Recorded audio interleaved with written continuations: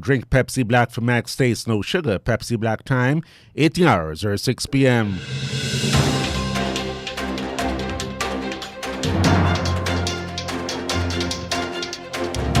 The news from Guyana, the region and the world. Compiled in the News Talk Radio newsroom and powered by DemeraraWaves.com. What's the news at 6? I'm Dennis Chabrol. Good evening. First, the highlights. Residents of Betterforwachting, East Coast Demerara are up in arms over apparent renewed efforts to sell their land to a major company. A businessman and several family members are in custody following the seizure of cash, drugs, and liquor. And regionally, the Bahamas Telecommunications Company wants over-the-top services to be taxed. Internationally, we will be going to the BBC World Service for the latest from the front line in the war between Russia and Ukraine. The news comes to you with the compliments of Kentucky Fried Chicken, KFC. Planning to watch TV or listen to the radio or just enjoy a lime? Then grab a bucket of KFC finger-licking good chicken and enjoy the exciting taste of KFC and their branches on Visinjan Road, Mandela Avenue, Regent Street, Ink Street, Stabrook Square, Breedenhoop, Parika, Movie Town, or now at the Amazonia Mall at Providence. Now open from 9 a.m. to 10:30 p.m. You'll always be enjoying the great taste of KFC. It's finger-licking good. And now the news in detail. Several owners of land in Section G, Betterforwachting, East Coast Demerara, this afternoon turned out at the Neighborhood Council office to get answers about whether efforts were being made to possess their properties. At least 3 men turned up with copies of their transports for several beds of land in Section G, Betterforwachting. One of them emerged from the meeting and informed reporters that he had nothing to worry about, while others waited downstairs and were very vocal about what they believe are fresh moves to take away their lands. One of them is Clyde Westmoreland. Land is not for sale. Left it for me. Whoever, are we people of this village? They're trying to make this village here, whoever, dominant for the poor people. So where we go? And we can't get land highway. The front part of the land highway, me waiting for land and don't pay the $25,000 and forget location up to now, me can't get one location up the highway. I'm a staff owner. We vex. When they do all the fighting for money, every business they do, they get in a backlash. So the people they get nothing there. A village land. Wicked sets of business. What these people transported land. Back in December 2021, John Finance Limited had said that it had been no longer interested in the land for which it had reached an agreement with the Neighborhood Council for 35 million Guyana dollars. Moments ago, Mr. Damien Finance of John Finance Limited maintained that his company is no longer interested in acquiring the land. Fresh concerns were raised after attorney-at-law Shawnella Glenn George dispatched a letter to the overseer of the Betterforwachting Triumph Neighborhood Council, Michelle Otto, on behalf of an unnamed client. The lawyer states that her client purchased 143.1 acres of land located in Section G, Betterforwachting, from the Neighborhood Council on November 30. The lawyer says that her client is ready, willing, and able to complete the conveyance. The lawyer says she wants the necessary steps to be taken to ensure the filing, advertising, and passing of the transport. The overseer confirmed to reporters that she received the letter and that it will be discussed at Thursday afternoon's meeting. The Guyana Competition and Consumer Affairs Commission says it stands ready to assist consumers who encounter difficulties in using electronic financial services. GCCAC spokeswoman Alison Parker says more efforts must be made to ensure the use of these financial technologies is made easier. We know adoption by consumers sometimes cause some of the problems for the consumers because they do not necessarily understand some of the technology. And so it's a process where on both sides we have to provide awareness, and the financial institutions that engage in those transactions will have to provide guidance on the use of those technologies. World Consumer Rights Day 2022 was observed on March 15 under the theme Fair Digital Finance. The Competition and Consumer Affairs Commission and the Department of Consumer Relations of the Ministry of Commerce on Thursday teamed up to host a mini fair on Main Street, Georgetown. A city businessman is among 4 persons arrested in connection with the alleged discovery of a large sum of cash, liquor, and marijuana. Police say they found an estimated $19.8 million Guyana dollars in local and foreign currencies, a large quantity of smuggled liquor, and 2 kilograms of marijuana at the businessman's home on East Street, Georgetown. Police say they also seized 3 digital video recorders, or DVRs, from another house that is owned by the 30-year-old businessman at Providence, East Bank, Demerara. Those arrested during the raid on Wednesday afternoon are his wife, mother-in-law, and his mother-in-law's 18-year-old cousin. A customs officer who is implicated in the shooting injury of 2 horse cart operators on a vacant land next to his home has pleaded not guilty. Police say 49-year-old David Ali of Kersant Park LBI, East Coast, Demerara, was granted $200,000 bail on 2 counts of discharging a firearm with intent. The case was postponed to March 20th, 2022 for statements. He is accused of discharging a loaded firearm with intent committed on Anil Prasad and Regan Gonzalez on March 13 at Kersant Park. The Guyana Revenue Authority says it has since launched an internal investigation. The GRA has suggested that Ali should not have been in possession of the 9mm handgun, but instead it should have been lodged with the nearest police station. The police force had earlier stated that Mr. Ali had confessed to firing the gun in the air and then in the direction of the men. Both were admitted to the hospital with gunshot injuries. Turning to news now from the Caribbean, economist Marla Dukaran is suggesting that countries in the region take diplomatic action against the European Union, EU, when it unjustly blacklists Caribbean jurisdictions for being non-compliant with its financial guidelines. Dukaran revisited the issue recently as she appeared on the discussion forum Territories Talk, while addressing the topic Caribbean economics and blacklisting. She described the last blacklisting of regional jurisdictions by the EU as deliberate and strategic. Ms. Dukaran argues that some countries in the EU and other places were well known for their extensive money laundering and tax evading activities, but they did not appear on the EU's list for non-compliance. Dukaran said she believed the move by the EU was driven by competition, racism, and discrimination. She added that the EU seems to want to find a way to marginalize small countries and eliminate the Caribbean because they're eating part of their pie. The next time Antigua and Barbuda hears of Tianzhou Alex Feng, who is suspected of burning down XPZ supermarket, he'll be appearing in the High Court. There he'll be answering to the arson charge against him. Yesterday, Magistrate Conliffe Clark committed his case to the May Assizes, where the accused can be called any time after May to enter a plea.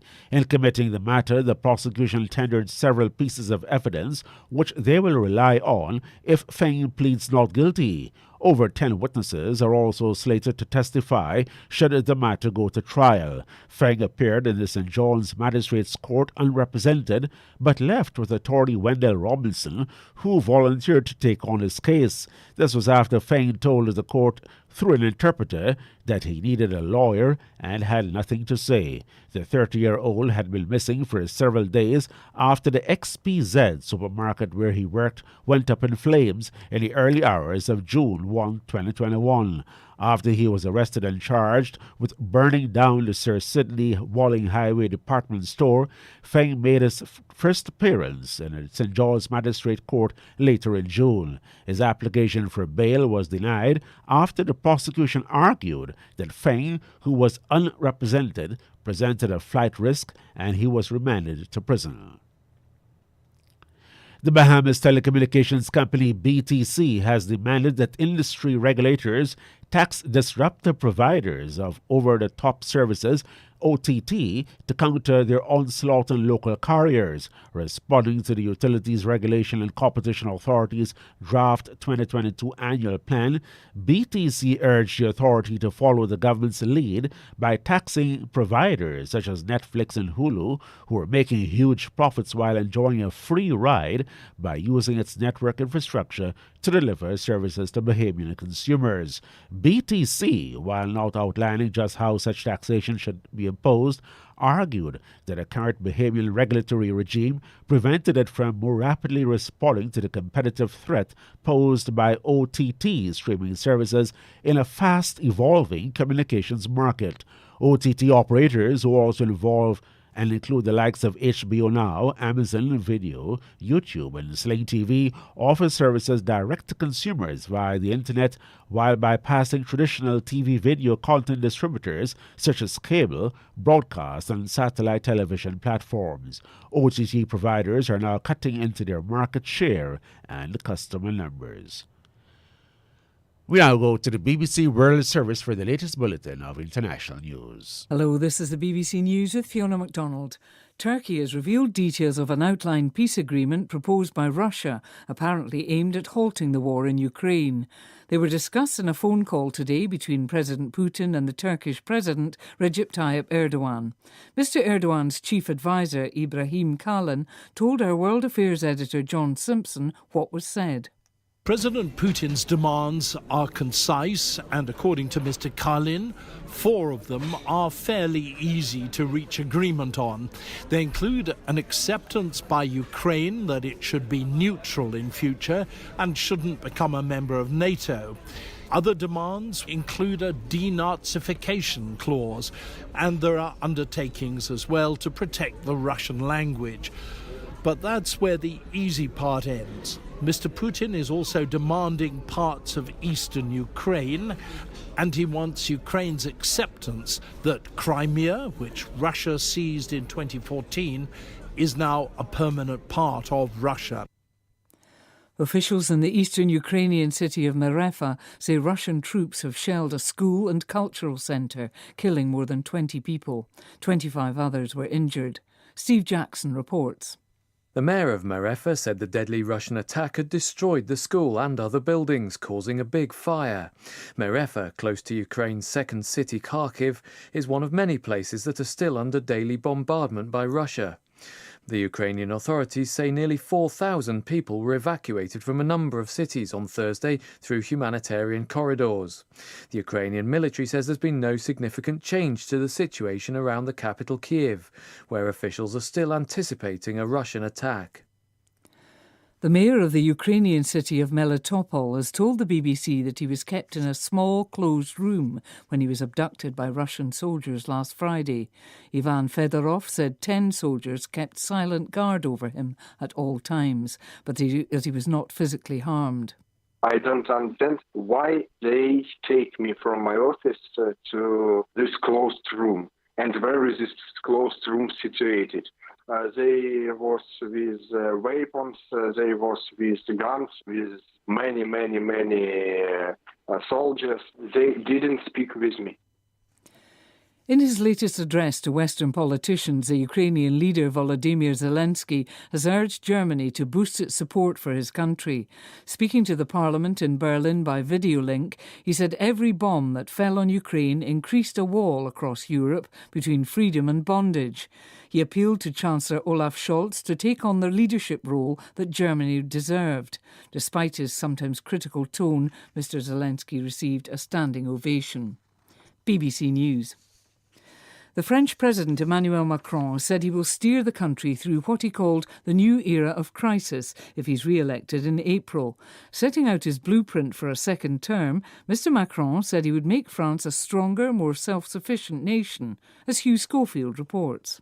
In a news conference lasting several hours in Paris, he set out the main points of his electoral programme, which include an increase in the armed forces budget to €50 billion and the doubling of the number of reservists. He's also promising to wean France off gas and petrol and to offer big investment in key industrial sectors such as biomedics and semiconductors. On social issues, the president wants to push back the age of retirement to 65 from 62, give greater autonomy to universities, and make some benefit payments conditional on taking part in community service. President Macron has condemned a decision by the military-led government in Mali to suspend all broadcasts by Radio France International and France's state-funded international TV station. It accuses them of reporting false allegations of abuses by the Malian army. Mr. Macron said the suspension was a sign of the country's race to the bottom. The Constitutional Court in Peru has ordered the release of the former president, Alberto Fujimori, who's serving a long prison sentence for human rights violations. His lawyers have won an appeal to have a presidential pardon issued on humanitarian grounds, in 2019 reinstated. The brother of the head of Lebanon's central bank has been arrested in Beirut. Raja Salameh has been charged with complicity in illicit enrichment. His brother, Riyad Salameh, has not been charged with a crime, but faces investigations into allegations of money laundering and the embezzlement of hundreds of millions of dollars at the central bank, which he's run for nearly 3 decades. BBC News. And that's the news to the moment. With immediate effect, KFC's Vlissingen Road drive-thru will be open up to 1 a.m. all week. The Movie Town drive-thru will be open up to 1 a.m. on weekends and midnight Monday to Thursday. The Mandela Avenue drive-thru will be open until 1 a.m. on weekends and 11 p.m. Monday to Thursday. New opening times for KFC's drive-thrus at Vlissingen Road, Movie Town and Mandela Avenue. Now to end the news, a recap of the highlights. Residents of Betterfawakting, East Coast Demerara are up in arms over apparent renewed efforts to sell their land to a major company. A businessman and several family members are in custody following the seizure of cash, drugs and liquor. And regionally, the Bahamas Telecommunications Company wants over-the-top services to be taxed. The news came to you with the compliments of Kentucky Fried Chicken, KFC.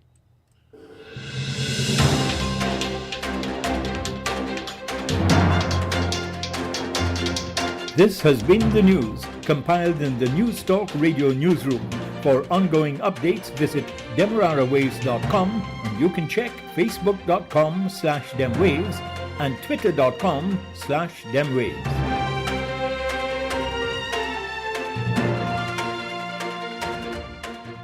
The time in Guyana, 18 hours, 17.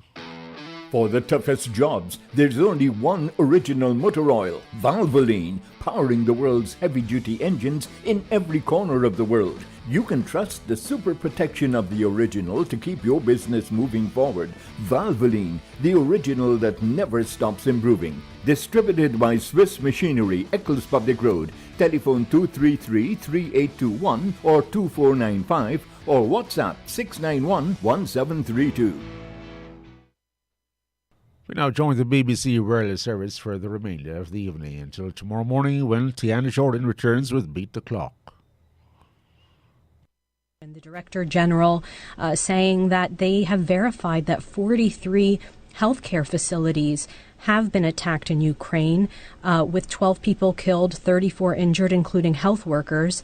And he told the members of the council, remember, this is a violation of international humanitarian law. But then what happened with the Russian resolution? Well, look, there was a real exchange of words, a war of words, if you will, in the council. The UK ambassador to the UN, Dame Barbara Woodward, she said it was cynical game playing by Russia, the aggressor, to present a humanitarian resolution in the face of all the suffering. You had others calling it obscene. The French ambassador saying it's like the arsonist trying to play the role of firefighter. And so what we heard from the Russian ambassador to the UN, Vasily Nebenzia, was that he was pulling the vote on his resolution. Now, what diplomats tell us is that Russia simply didn't have the 9 votes necessary for passage. But if you listen to what the Russian ambassador said in the council, he accused the United States of putting pressure on other nations. He's accused them of this in the past when it comes to past General Assembly resolutions. And so he said he's not withdrawing it. He's still going to keep it on the table. He's just not going to call for a vote just yet. Does this, do you think, suggest that Russia is running out of allies? I think it is more than clear that Russia is isolated on the international stage. And I think that's why the Western nations of the Council, particularly France and Mexico, who have proposed this humanitarian resolution, are skipping the Security Council. They're going straight to the General Assembly. We're told late next week, possibly for a vote, where they hope as well to get significant support for their draft. Neda Tawfiq in New York. Let's look at some other news now, and the British ferry company P&O has sacked 800 of its workers. They were told via a recorded Zoom message that Thursday was their final day of employment, but some crew members defied orders and refused to leave their ships. This is what P&O workers heard this morning. The company has made the decision that its vessels going forward will be primarily crewed by a third-party crew provider. Therefore, I am sorry to inform you that this means your employment is terminated with immediate effect on the grounds of redundancy. Your final day of employment is today. Our international business correspondent Theo Leggett has spent the day at the port of Dover in southeast England, where P&O operates one of its busiest routes. From where I'm standing, I'm looking down on the port of Dover from the cliffs above, and you can see the P&O vessels tied up alongside the jetty. They're not going anywhere, and we're told they won't be going anywhere for the next few days. Meanwhile, the people who this morning were employed on those vessels, they're now unemployed. Many of them took to the streets of Dover today. They blocked one of the main roads that lorries use to head for the port. They had a lot of support while they were doing that from local people who were honking their horns as a gesture to them. There was a lot of anger on display. These were people who told me that they'd worked in some cases for P&O for 20 years. They had no inkling of what was going to happen, and that meant that they had no time to prepare. They had no time to look for other jobs. Here's 2 of the people that I met today describing what it meant for them. There was no inkling this was coming at all. Absolutely nothing. We didn't know anything. It just happened this morning. We had a Teams call with the company at 11:10 telling us we're all redundant as of now.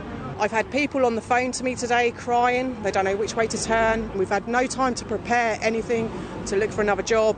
People have mortgages, people have families. I know everyone does across the country, but this is local trade, local jobs. These people, you don't know if they're qualified, they're trained on this specific class of vessels. You don't know what qualifications they've got, their tickets, whether they're valid, because we get agency now. They have the tickets, they have not got the experience, they do not know what they're doing. And this is people's lives on a ferry. People can get hurt, seriously hurt, on these ferries. And it is going to happen. It will happen. You don't know where these people are from. This is obviously going to cause a lot of disruption. It's going to cause disruption to cargo and to passenger trade. But the main takeaway from what's been happening so far today, here in Dover at least, is the really profound sense of anger among the people who worked for the company and who until this morning were loyal employees of the company. And I think it's pretty much inevitable now that this is going to turn into a political row. So P&O Ferries insists what it did was necessary, that as a result of the pandemic it's lost a colossal amount of money, that it was not a viable business in its current form. But opponents will point to the fact that it's owned by DP World, which is a logistics giant that has deep pockets, and also to this sheer ruthlessness of how this has been done without any sort of prior consultation. Theo Leggett in Dover. Now here's Andy Barwell with a look at the latest sports news. And Everton have been in English football's top flight since the mid-1950s. Only Arsenal have had a longer run, but the Goodison Park side have a real battle this season to stay in the Premier League. Under new boss Frank Lampard, Everton were sitting just above the drop zone and were on a run of 4 straight defeats. But they've got a massive win this evening, 1-0 at home to Newcastle United. That Everton winner coming deep into added time. 14 minutes of added time because of that stoppage, because of the protest earlier on. Iwobi through to Dominic Calvert-Lewin. Iwobi again! Scores for Everton with 10 men! Would you believe it? Absolute scenes here. They barely had a shot on target, Everton. but Goodison's erupted. And that 1-0 win over Newcastle has now taken Everton 3 points clear of the Premier League relegation places. The Spanish giants, Barcelona, head the teams through to the quarter-finals of the UEFA Europa League competition. The Gabon international striker Pierre-Emerick Aubameyang scored the winner 4 minutes into the second half in Barcelona's 2-1 success on the night, 2-1 overall against the Turkish side Galatasaray.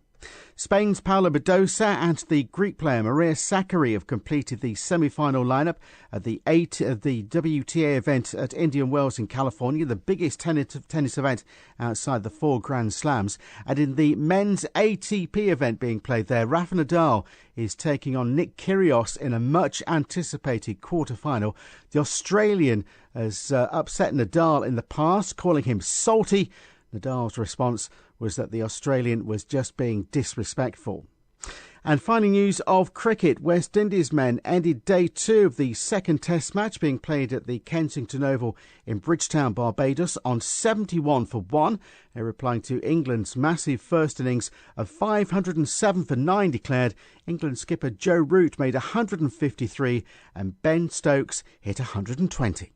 Andy Barwell, thanks. Last Friday, Russian forces kidnapped the mayor of Melitopol, a city in southern Ukraine. Ivan Fedorov was taken away with a bag over his head from his office. 5 days later, the Ukrainian authorities said he'd been freed from captivity. Audrey Brown spoke to Mr. Fedorov and asked him to describe his time in captivity. I was without any connections, without any information. And I didn't understand what is in my city, what is with my family, what is with my team. And first of all, I don't understand why they take me from my office to this closed room. And where is this closed room situated? I don't understand, and nobody want to give me any answers. What did they say to you when they were taking you? They didn't speak with me. They day by day didn't speak with me, and nobody who was near me keep silent because their chiefs said them, don't speak with him, and it's your task. Don't speak with him. Were they violent towards you? Did they feed you well? Were they polite to you? One day polite, one day not polite, but they was with weapons, they was with guns, they was with many soldiers. That's why I can say that it's polite. When you situated in small room, 16 square meters, and in this room 10 soldiers with all guns, it is not polite. You must understand it. I do understand it. They didn't harm you physically, though, I'm hoping? No. So Galina Danilchenko says she's the new mayor of the city. She says she was elected by the people. What do you say to that? We had elections in Melitopol 1 year ago and 3 months in autumn 2021. Yes.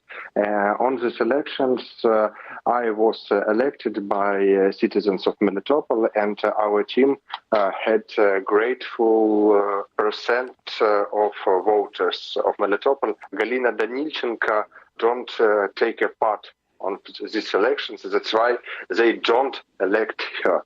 And she didn't admire, she crazy girl with strange life. That's all what I can say about Galina Danilchenko. Do you have a message for the residents of Melitopol and Ukraine more widely?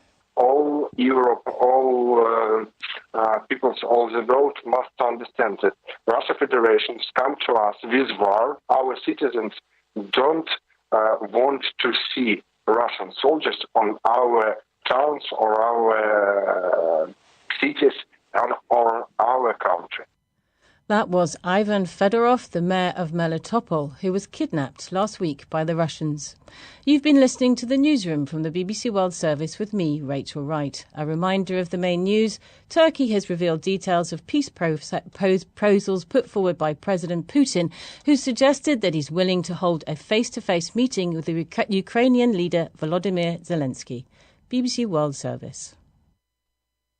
This is the BBC World Service with psychiatrist Henrietta Bowden-Jones talking about migration. My guest is Syrian musician Maya Youssef, who plays the qanun.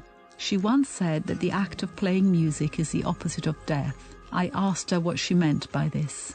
The war started and I started losing friends. I started see places that I loved being destroyed. And when you're playing music, every cell of your body is vibrating. Can you share some thoughts about the beginning of your journey? I had my son and I was thinking, there's no way I'm going to take you to a war zone. You've brought Syria to the UK in its most beautiful musical form. My music is my healing and hopefully sharing healing and just making sense of everything.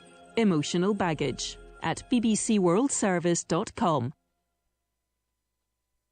Next is World Business Report from the BBC World Service. The President of Ukraine accuses German politicians of putting economic interests before tougher action against Russia. We'll assess President Zelensky's speech to the German Parliament and hear about the dilemma Germany faces over its response to the war in Ukraine. Also, oil prices soar amidst renewed concern over a loss of Russian oil from international markets. That's all coming up after the latest BBC News. BBC News with Fiona MacDonald. Turkey has disclosed details of an outline proposal by Russia, apparently aimed at bringing a halt to the war in Ukraine. Under the plan, Ukraine would have to agree to be neutral in the future and not join NATO. Moscow is also demanding that eastern parts of Ukraine can break away and that Crimea be accepted as part of Russia. Ukraine's ambassador in Washington poured scorn on the proposals. Officials in the eastern Ukrainian city of Merefa say Russian troops have shelled a school and cultural centre, killing more than 20 people and injuring some 25 others. Merefa is one of many places coming under daily Russian bombardment. Reports from the United States suggest that Russia has made the first interest payment on its foreign debt since sanctions were imposed. Moscow says it's met its obligation to pay $117 million in interest on its dollar-denominated bonds. The US ambassador to the United Nations has said that African states cannot remain neutral on the war in Ukraine. Speaking to the BBC, Linda Thomas-Greenfield noted that in the General Assembly vote 2 weeks ago to deplore the Russian invasion of Ukraine, 17 African countries abstained. In other news, the American space agency NASA has begun rolling out its new giant moon rocket to begin a series of tests ahead of a launch later in the year. The 100-metre-tall vehicle is part of NASA's Artemis program that seeks to return people to the lunar surface sometime in the middle of this decade. And 2 young indigenous boys rescued after almost 4 weeks lost in Brazil's Amazon rainforest have been taken to hospital in the city of Manaus. Glauco and Gleison Ferreira, who are 8 and 6 years old, went missing after entering the jungle that surrounds the town of Manicoré to catch small birds. BBC News.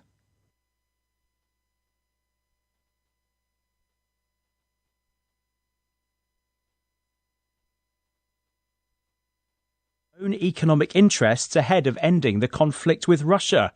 Also, the price of oil rises sharply after a warning there could be a supply shock if Russian oil exports are cut off. And Spotify is the latest big tech name rumoured to be getting into the NFT craze. What NFTs can do is make it even more exclusive for the fans and generate more revenue for the artist. All coming up in the next half hour. First, Ukraine's President Volodymyr Zelensky appeared before the German Parliament on Thursday as he continued to try and build support for tougher action against Russia. Although he thanked Germany for its support during the invasion, Mr. Zelensky said German energy policy and business interests in Russia meant it hadn't done more to pressure Russia economically over the conflict. Here's a bit of what he had to say. Але ви ніби знов за стіною. It's like being behind the wall again. It's not a Berlin Wall, it's a wall in Central Europe between freedom and bondage. And this wall is growing bigger with every bomb on Ukraine, with every decision that's not made for the sake of peace. And when we told you that Nord Stream was a weapon and a preparation for a great war, we heard in response that it was economic. It was cement for a new wall. Економіка. А це був цемент для нової стіни. President Zelensky. Well, meanwhile, NATO Secretary-General Jens Stoltenberg, on a visit to Berlin, praised Germany and its leader Olaf Scholz. I welcome your personal efforts, Chancellor Scholz, to find a diplomatic solution, including your direct contacts with President Putin. He is paying a high price. Severe sanctions are harming his war machine, and I thank Germany for the important role you are playing in enforcing international sanctions. Germany remains heavily dependent on Russian gas, coal and oil, for which it's still paying the Kremlin hundreds of millions of dollars every day.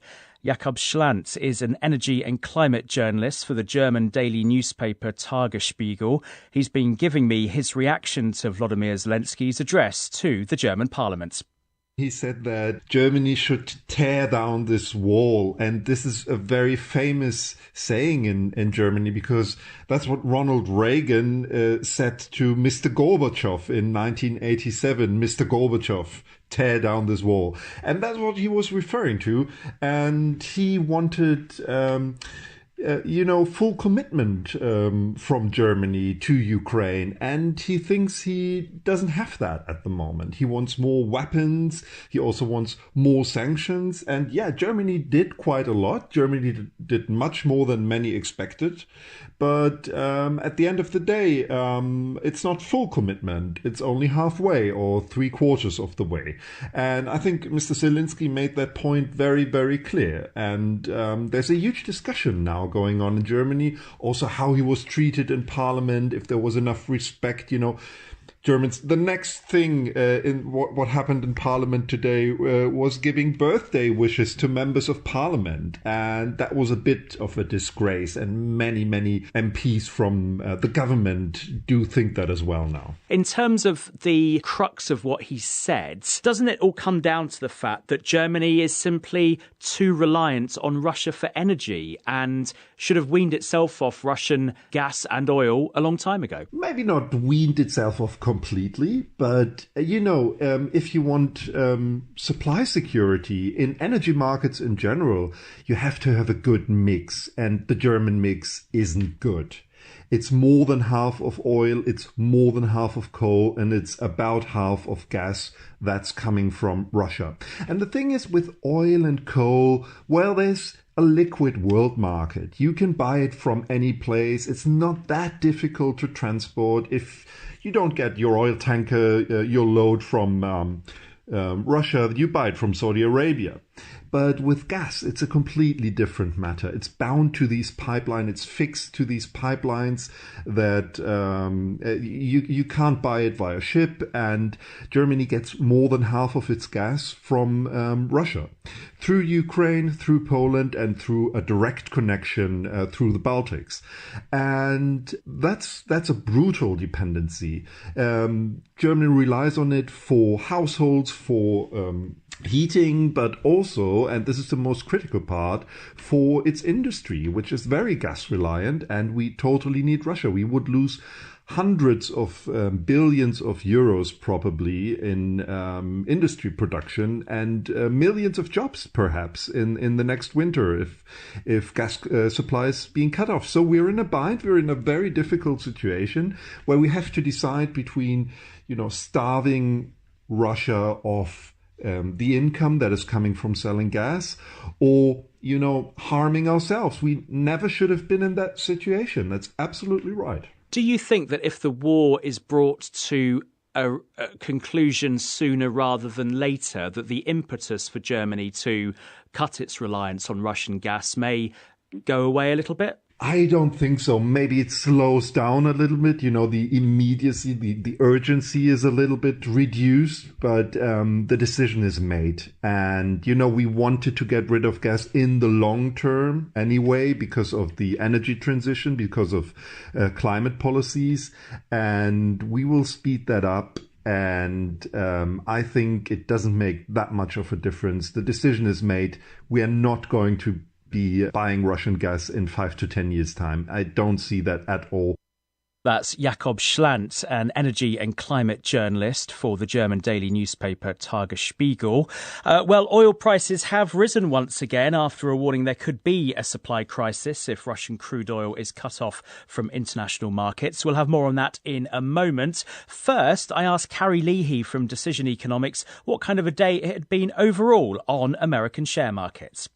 A little bit to my surprise, the market is handling what's been going on in Ukraine and with the Federal Reserve and the overall economy quite well the past couple of days. Even though the market's been knocked for a spin so far this year, it's going to have its best week so far in 22, based on a belief that the Fed is going to be able to turn the trick and create a soft landing of lower inflation and moderate growth, but not much higher unemployment. The Fed action is being seen as a positive thing by the markets then, having had, over 24 hours to absorb it now. Yes, interestingly enough, the market took the announcement and the aggressive hiking forecast that they make once every 3 months negatively. But once Chairman Powell spoke, the market felt a lot better. And as you said, today they thought about it some more and felt even more upbeat. I'm worried that the Fed is running more on a prayer than a plan to do all this. But the market is saying if for one reason or not, the Fed may not have to go as far as they think they have to get the achieved object. And what about the oil price, which has also been bouncing all over the place, up again today by quite a few dollars on the key benchmarks? This is sort of following the IEA, the International Energy Agency, warning of the biggest supply crisis in decades. It's really not clear where that oil price is going to settle, is it? Absolutely. If there ever was a commodity at the moment where you need to connect the dots in interesting ways, this is the commodity. Because earlier in the week, the notion that finally after 2 years we might see a material shutdown in economic activity in China led the oil price sharply lower on the belief that a slower China would need less oil, which is certainly true. But then it bounced back again on the notions of a shortage. So I think this is going to be a wild ride. We're not only rolling in global growth, but regional growth as well. So it's not for the faint-hearted, but it certainly is volatile. Carrie Leahy from Decision Economics. Well, the Dow Jones closed up 418 points to settle at 34,480. Here in London, the FTSE 100 closed up 93 points to 73.85. Quick look at the currency markets. The euro is at $1.11. The pound is at $1.31. Now, it's a question many are grappling with at the moment. What will be the global economic impact of Russia's war in Ukraine? The so-called Rich Club of Nations, the Organisation for Economic Cooperation and Development, or the OECD, has given its first assessment of the likely damage. The OECD's chief economist, Laurence Boone, has been speaking to my colleague, Mike Johnson. Our first assessment is that this will be a 1 percentage point shock to global GDP, and close to 1.5 for the Eurozone, which is the most exposed to Russia and Ukraine energy.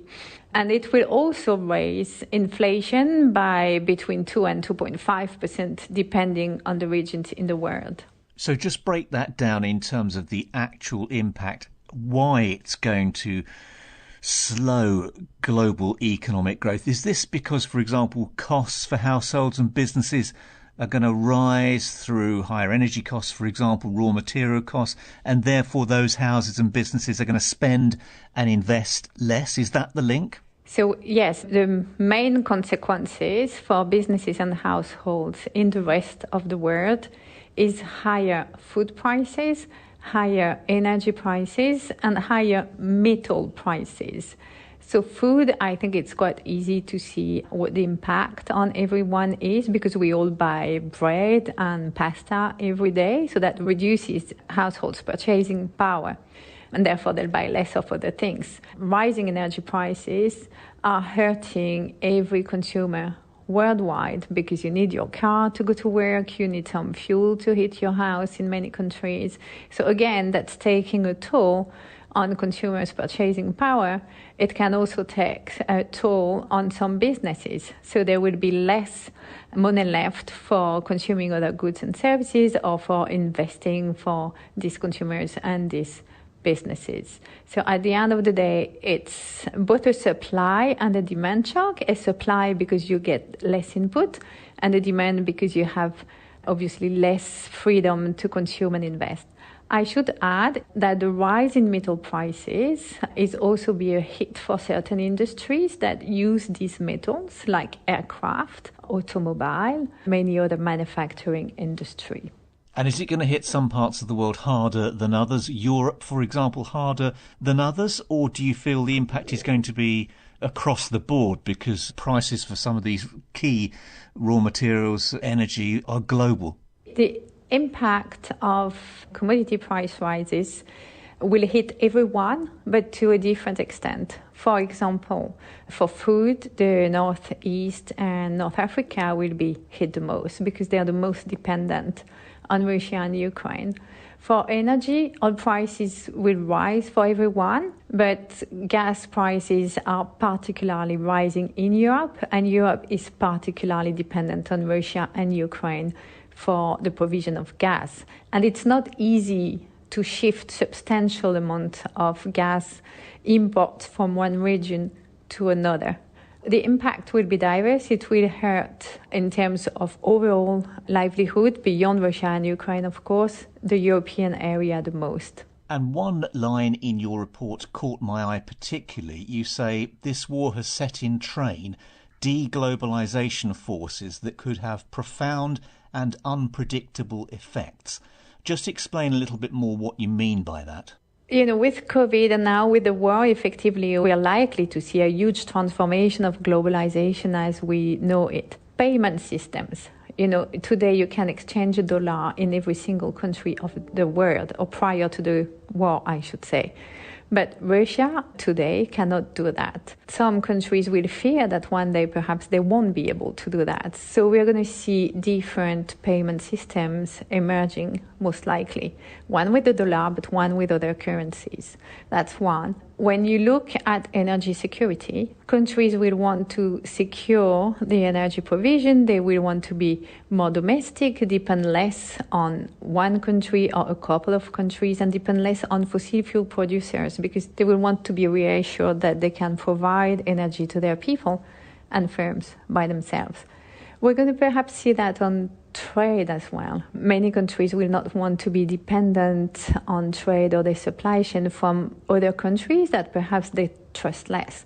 So we're likely to see some kind of trade fragmentation. It may also result in some digital fragmentation. And one thing we haven't talked about is the possibility of cyber attacks. So some countries will want to isolate their digital system from others. So altogether, that's fragmenting the global economy and changing globalization. Laurence Boone there, the OECD's chief economist. You're listening to the BBC World Service. We are the world's radio station. It's a very good evening to our listeners in Phoenix, in Arizona, relayed by our partner station there in Phoenix, KJZZ.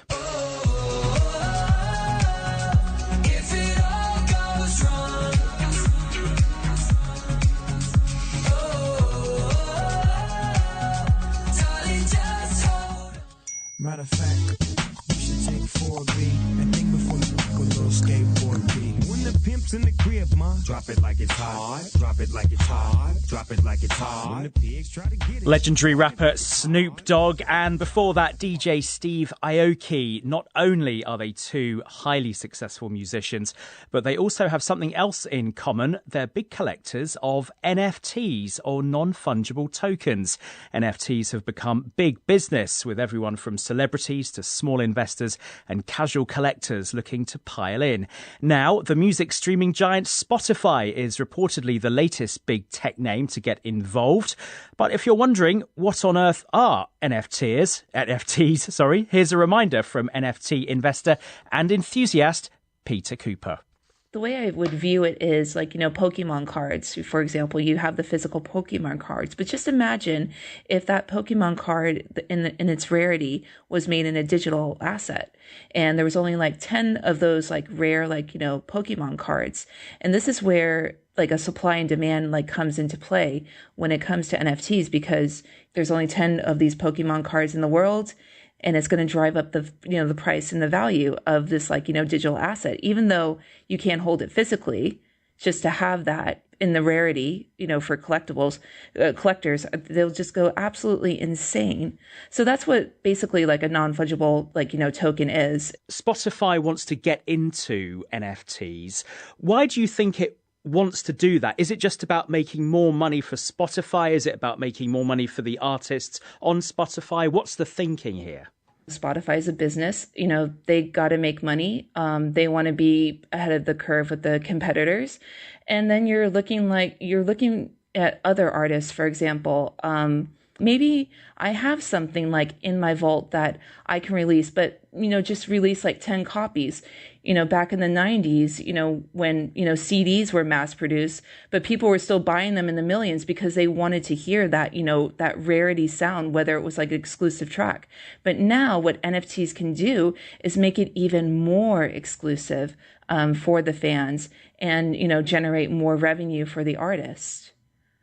And on the point of the artists, I mean, we know that artists don't make very much per play of a song on Spotify. Is this another way that they can make more money away from the sort of music side of things? Absolutely. And they don't even have to rely on Spotify. They can go to any other marketplace that hosts, NFTs, so even if the deal with Spotify, whether they take a cut or not, the artist can just say, that's not for me, but, they can go to another marketplace as well. Is there a danger with all this that it's another opportunity for people to spend money on things that are not fully kind of regulated, fully controlled? People could spend a heck of a lot of money on things that turn out to be worthless. If we're going back to the artists, you have those super fans. I can give my example of my wife. She is crazy about Madonna, and if she knew that there was going to be a rare song or a rare release of Madonna on an NFT, and if we had the means and the funds, she would be first in line to get it. So I don't see that in a danger per se. There is a big misconception that crypto, the blockchain, the NFT community, that, they're in for themselves. They just want to get rich really quickly. But I want to clarify that I've been in this industry for, 4 years as an investor. And I can't stress this enough to you, John, that some of us, we're one of the most generous people in communities. We love to give back to the communities. Petter Cooper there, NFT investor and enthusiast, speaking to World Business Report. A BBC investigation has found that dozens of social media influencers have been promoting illegal self-tanning products described as dangerous by leading dermatologists. They contain a drug called melatonin 2, which users inject or inhale. Experts, though, warn products containing the drug can cause skin cancer. Our reporter Ellie Lay has been telling Mike Johnson more. It's not approved for use, it's not licensed, so it's unknown exactly what's in there or what the health risks can be, although it has potentially been linked to skin cancer.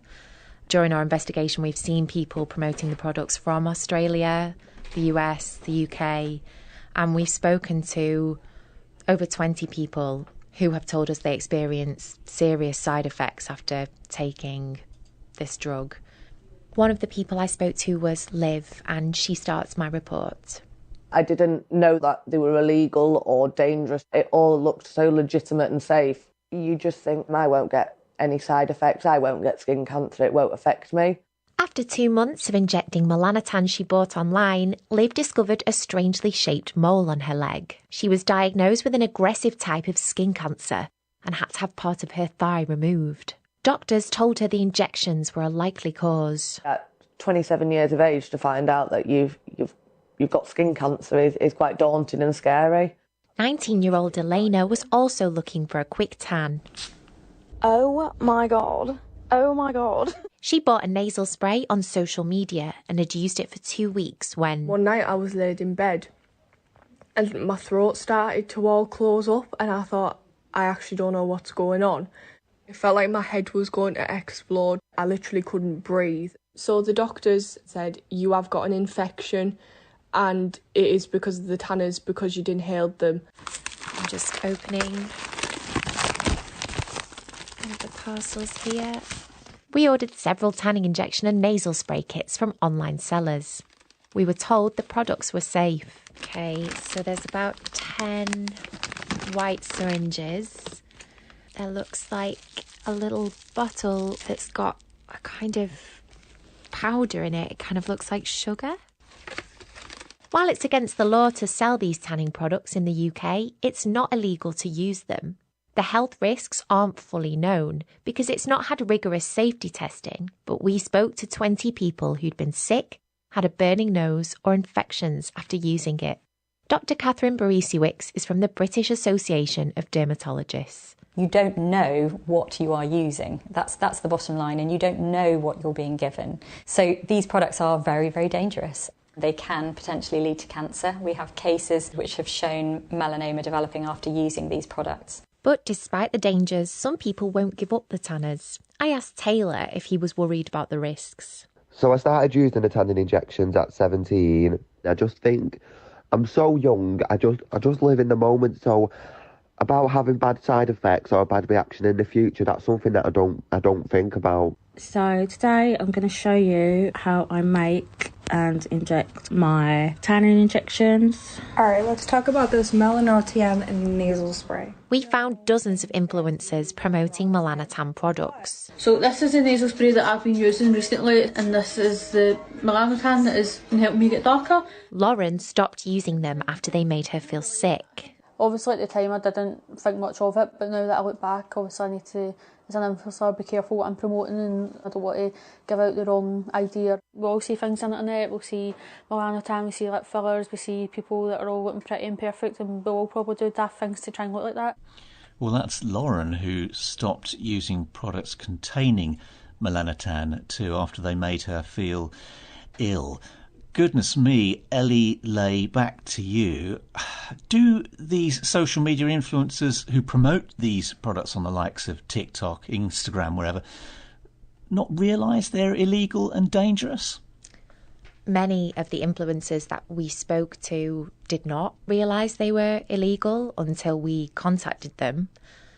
Many said that they had been given free products to promote by sellers who seemed legitimate. Some influencers we spoke to learned that they were illegal through the process of promoting them, but continued anyway. Right, and what about the likes of TikTok and Instagram? What do they say about this? Because they're providing a platform for something which looks pretty dangerous. Absolutely. Well, it's worth saying that the Advertising Standards Agency here in the UK does say that it is the influencer's responsibility to check whether what they're selling is safe and legal. TikTok and Instagram have told us they're aware of this problem. They do not allow the sale or promotion of Melanotan 2 products on their platforms, and they are clamping down on it. But it's tricky. When we were investigating, what we discovered was that many of these sellers have several backup social media accounts, so that when one gets closed down, they immediately head to the other one to continue selling the products. Some disguise what they're selling, so they won't use pictures or words. They won't say nasal spray, they won't say injections. They will just show you pictures of tanned bodies and say, for extreme tanning results, message me directly. And that's when they will tell you that they're selling Melanotan 2 products. In that way, they make it very difficult for the social media platforms and moderators to spot them, to take them down. And Ellie, it goes without saying, I think, but we ought to say it, if you see something like this online, if you come across something like this, steer well clear. Absolutely. The health risks beyond what we do know are largely unknown.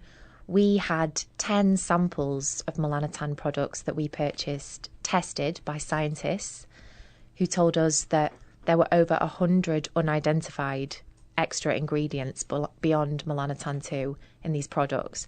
And just to put that into perspective, in a normal pharmaceutical drug, you would see about 10. So there's really no knowing what is in these or how they could affect your health in the short or long term. Dermatologists say if you're using them, stop.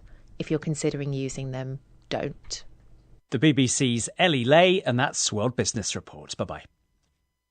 This is the BBC World Service. Join Clark Peters as he looks back at the history of black music in Europe. From the earliest days of recorded sound, from the Second World War to the decades of decolonization, I'll be taking the story on to hear how black music became the soundtrack to an ever-changing Europe, from protests in Paris to sound systems in Brixton. Black Music in Europe starts Wednesday at 11:30 and 23:30 GMT. And in 30 minutes, it's the Food Chain with Ruth Alexander. And this week, Ukrainian chef Olia Hercules invites us into her London kitchen to reflect on her country's rich culinary heritage and the power of food in even the darkest of times. Stay with us, The Inquiry is next. This is the BBC World Service, the world's radio station.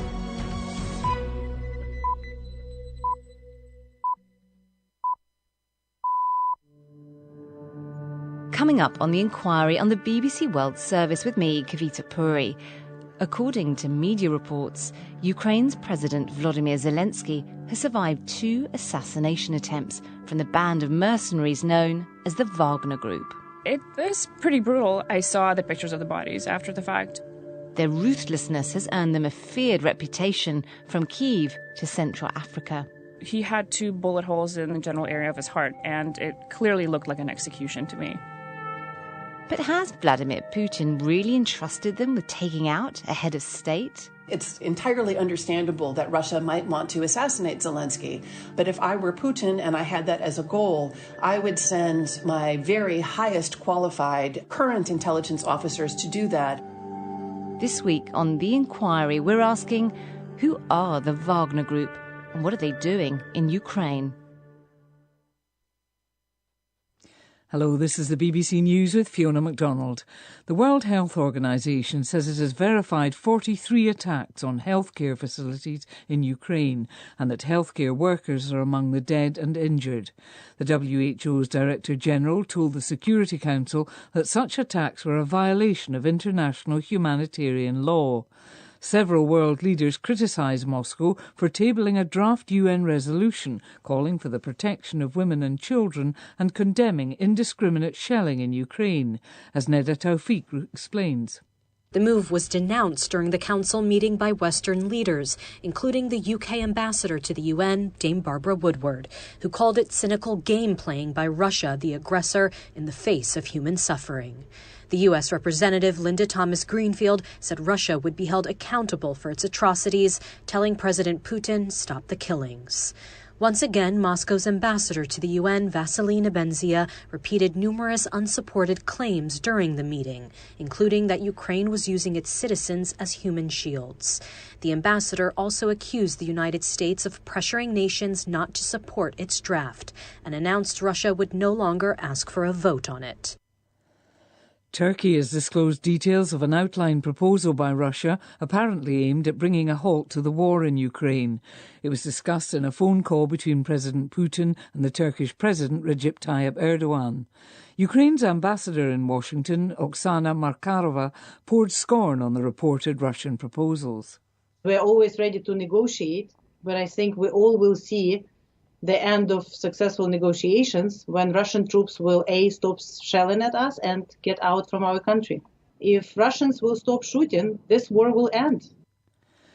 The mayor of the Ukrainian city of Melitopol has told the BBC that he was kept in a small closed room at a secret location when he was abducted by Russian soldiers last Friday. Ivan Fedorov said 10 soldiers kept silent guard over him at all times, but that he was not physically harmed. I was without any connections, without any information. When you are situated in a small room, 16 square meters, and in this room 10 soldiers with all guns, it is not polite. The US ambassador to the United Nations has said that African states cannot remain neutral on the war in Ukraine. Speaking to the BBC, Linda Thomas-Greenfield noted that in the General Assembly vote 2 weeks ago to deplore the Russian invasion of Ukraine, 17 African countries, half of the world total, abstained and another 8 did not vote at all. The ambassador said that this crisis was not simply a Cold War competition between the West and Russia. BBC News. The American space agency NASA has begun rolling out its new giant moon rocket to begin a series of tests ahead of a launch later in the year. The 100-metre tall vehicle is part of NASA's Artemis program that seeks to return people to the lunar surface sometime in the middle of this decade. Jonathan Amos has the details. They call it the Space Launch System, or SLS, and it's a colossus. More powerful than the Apollo-era rockets, this new vehicle is designed to be able to send so much equipment and cargo to the moon that men and women will be able to stay there for extended periods. NASA dispatched a mammoth tractor to ferry the SLS from its assembly building to the launch pad at the Kennedy Space Center. The rocket will launch an uncrewed capsule to loop around the moon in the coming months. And if that goes well, astronauts will then start flying on a succession of SLS vehicles. Saudi Arabian state media say the country has executed 4 more people today. 3 others were put to death on Wednesday and 81 prisoners were executed in a single day there last week. The British ferry company P&O has sacked more than a quarter of its staff, about 800 people, with immediate effect. The firm, which has been hard hit by the pandemic, said it would have no future without the changes. Trade unions responded angrily, and a British government spokesman said the way in which P&O Ferries had informed its staff was completely unacceptable. 2 young indigenous boys rescued after almost 4 weeks lost in Brazil's Amazon rainforest have been taken to hospital in the city of Manaus. They're being treated for malnutrition and are expected to make a full recovery. Glauco and Gleison Ferreira, who are 8 and 6 years old, went missing after entering the jungle to catch small birds. Hundreds of residents had been looking for them. BBC News.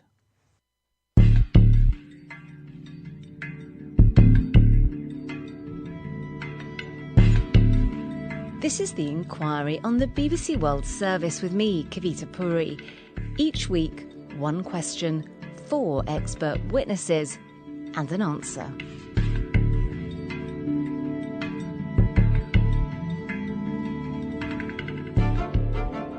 Russian troops are moving closer to Kyiv. But have there already been shadowy Russian fighters in Ukraine's capital? A Times of London report suggests 400 mercenaries are already operating in the city. It says they were sent to assassinate Ukraine's President Volodymyr Zelensky and high-profile targets, including the cabinet and the Klitschko brothers. These reports haven't been confirmed, but who are these mysterious fighters for hire?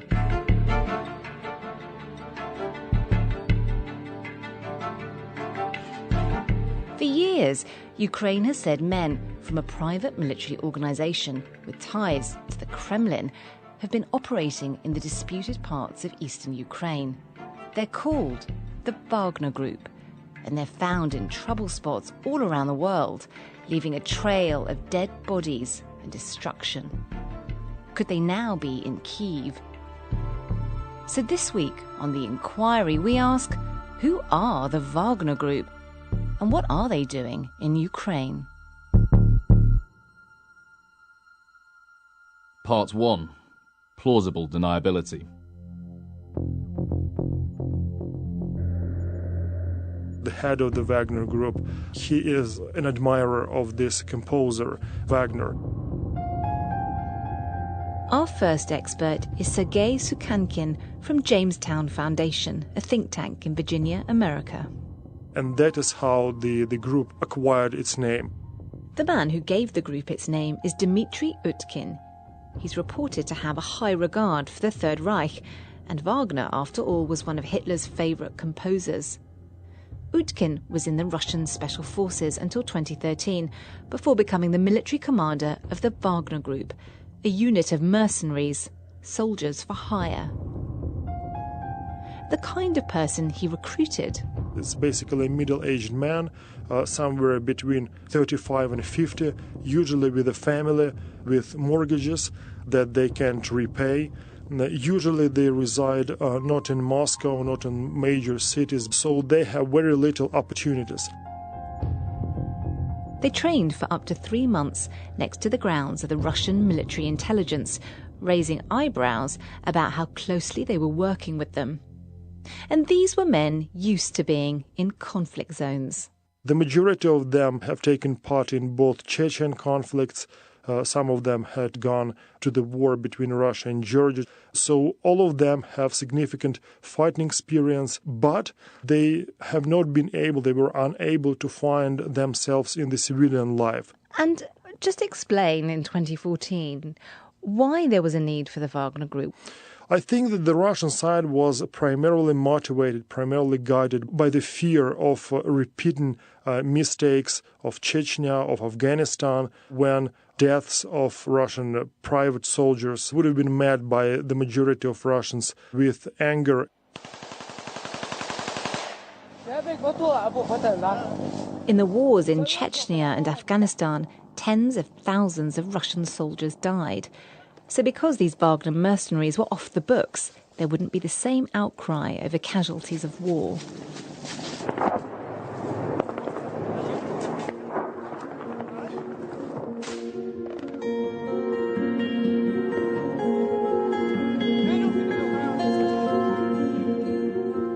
But there was another reason to use them.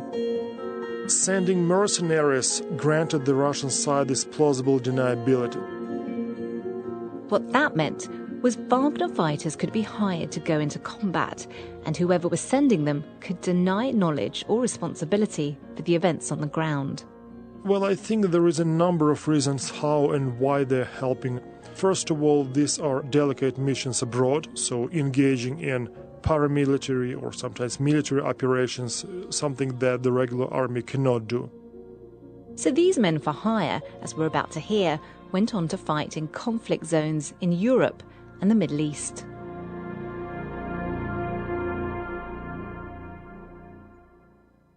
Part 2. Private Army.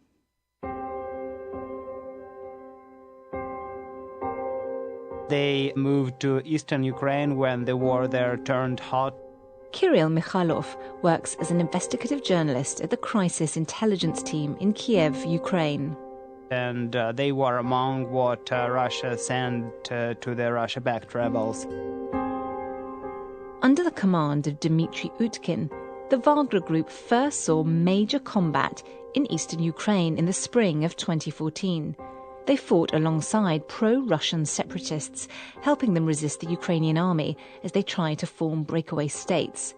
When a plane carrying Ukrainian paratroopers was shot down, the finger pointed to the Wagner Group.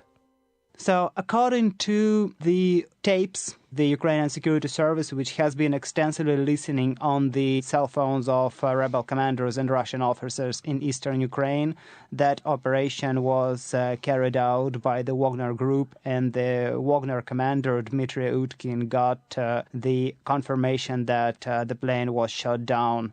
Who was controlling the Wagner Group at that point? It's hard to know for sure who was controlling it at that point, but we have a pretty good understanding of their operations the next year. Which included, in 2015, the battle for Debaltseve started.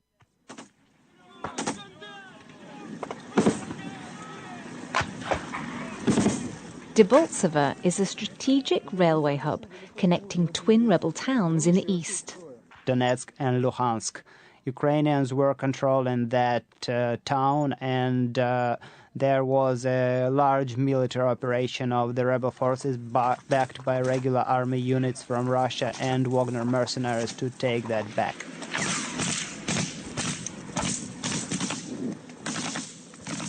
And to take that, they involved several battalions of tanks from Russia and, as we recently found out, the Wagner Group.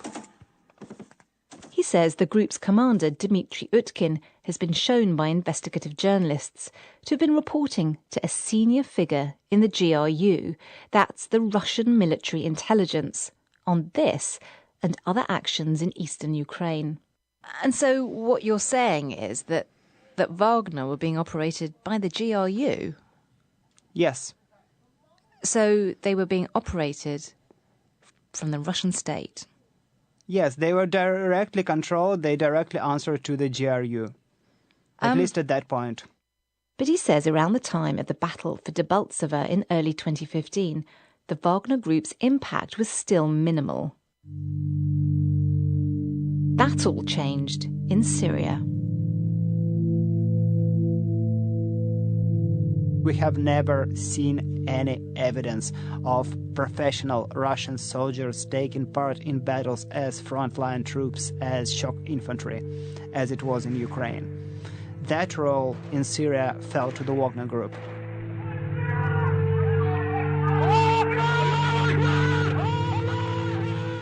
He says Wagner had gone from a small operation in the Ukraine to one with several battalions in Syria. Each unit had up to 400 men. Now they were replacing the Russian army on the front line. They got themselves a tank company, they got an artillery company, a drone detachment, and this was basically capable of fighting in their own right, which they did. The Wagner Group was fighting with pro-Assad forces and pro-Iranian militias, and they were directly involved in fighting ISIS, and according to some Wagner operatives, they were the first to enter any town liberated from ISIS, and only then the Syrian Arab army rode in for the cameras. The most memorable was the liberation of Palmyra. But then the casualties of Wagner's soldiers started to mount. According to investigative reporting, then the Ministry of Defense was pretty angry at Wagner because a lot of the soldiers and a lot of the relatives of those who got killed spilled the beans on social media, and Wagner knowledge became public, and it became known that Russians are fighting on the front lines in Syria. According to the reporting, then what happened is Wagner gradually fell out of favor with the Ministry of Defense and lost air support, lost the supplies of weapons and equipment, and then they gradually switched to working directly with the Syrian government. And Kirill Mikhailov says documents unearthed by the Associated Press and the Washington Post show that Wagner brokered a deal with the Syrian government, and for a handsome return, they would liberate oil and gas infrastructure in eastern Syria from US-backed Kurdish forces. In February 2018, in a remote area of eastern Syria, US commandos stationed with Kurdish fighters near the Conoco gas plant see hundreds of men approaching. Over the radio airwaves, they hear Russian voices. Wagner mercenaries, some in tanks and armoured personnel carriers, along with pro-Assad troops, move towards them. US military fire on the advancing men. It's a bloodbath. The US military was directly killing Russians. And yes, it was a very significant clash. If confirmed, the news could further inflame tensions between Moscow and Washington. US Defense Secretary Jim Mattis says Russia's told the US there were no Russians in the area of the strike. Mattis said he saw the news reports about Russian contractors possibly being casualties of the bombing. Ties between the two countries are already... While most of the western bank of the Euphrates River and the oil and gas fields there ended up controlled by the Syrian government and by Wagner mercenaries, the eastern side was controlled by US-backed forces, the backbone of which are Kurdish. And when it was seen that the task of liberating Syria's oil and gas infrastructure was incomplete because a lot of it ended up in the hands of the Kurds, which was supported by the United States. Before the US military fired on the hundreds of men, they called their Russian counterparts and asked, What's happening here? According to what has seeped in through the military secrecy from both sides, apparently the Russians in Syria had assured the U.S. counterparts that they had nothing to do with that group. This is where it gets really murky. It's still not clear if the Russian military sanctioned this operation and chose to allow Russians to be killed, or if the Wagner Group had just gone freelance. But whichever it was, their activities could have caused a major diplomatic incident between Russia and the US. But that confrontation didn't deter the Wagner Group. Operations were now moving from the military to financial. Their tentacles were stretching further afield. Part 3. Protection.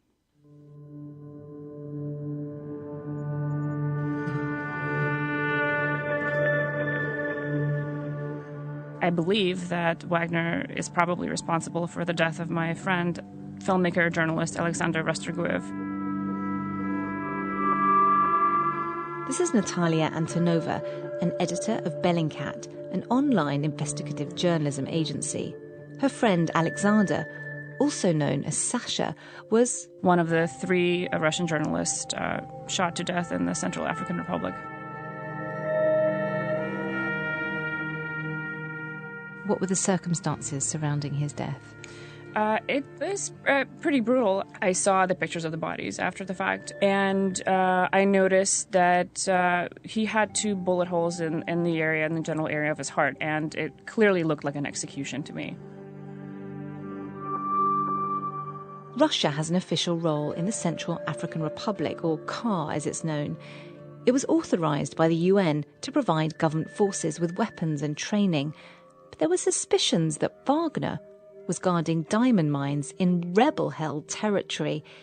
It's believed Sasha and the 2 other journalists were trying to gain access to one of those gold mines. Sasha was part of a team that was looking into their activities there, about what they're really up to. Because, of course, the situation with Wagner is so opaque that it's not like they have some kind of friendly PR team you can go chat to if you're interested in what they're doing. No, you have to investigate them, and this is what they were doing when they were killed. One of the explanations given for their murders was that it was a robbery that had gone wrong. But there's another theory, that a local helping the journalists, who was also their driver, it was definitely connected to Wagner. So you can make your own conclusions based on that. And what's the message that's being sent then to just journalists who might investigate the Wagner Group? The message that is being sent is that everybody should be really afraid of the Wagner Group. And it's not just in CAR. Wagner are also believed to be operating in Sudan and Libya. An American general has expressed concern that the Russians are extending their influence there, as well as trying to control the natural resources, the gold, oil, and diamond mines. Well, it means that people connected to the Kremlin and, wealthy Russians in general can carve out a space for themselves on the continent in various regions. And when you're doing that, of course, you need what Russians call a krysha, you need protection. And that's where Wagner come in. And Wagner, it's perfect to achieve your aims. And it could be all kinds of aims. I know that there's, for example, gold mining, once again, that they're really interested in. So if you have a gold mine and there's people who are trying to muscle in on your business, well, you probably should protect it. So the Wagner Group have been involved in conflicts around the world. But could they now be in Ukraine?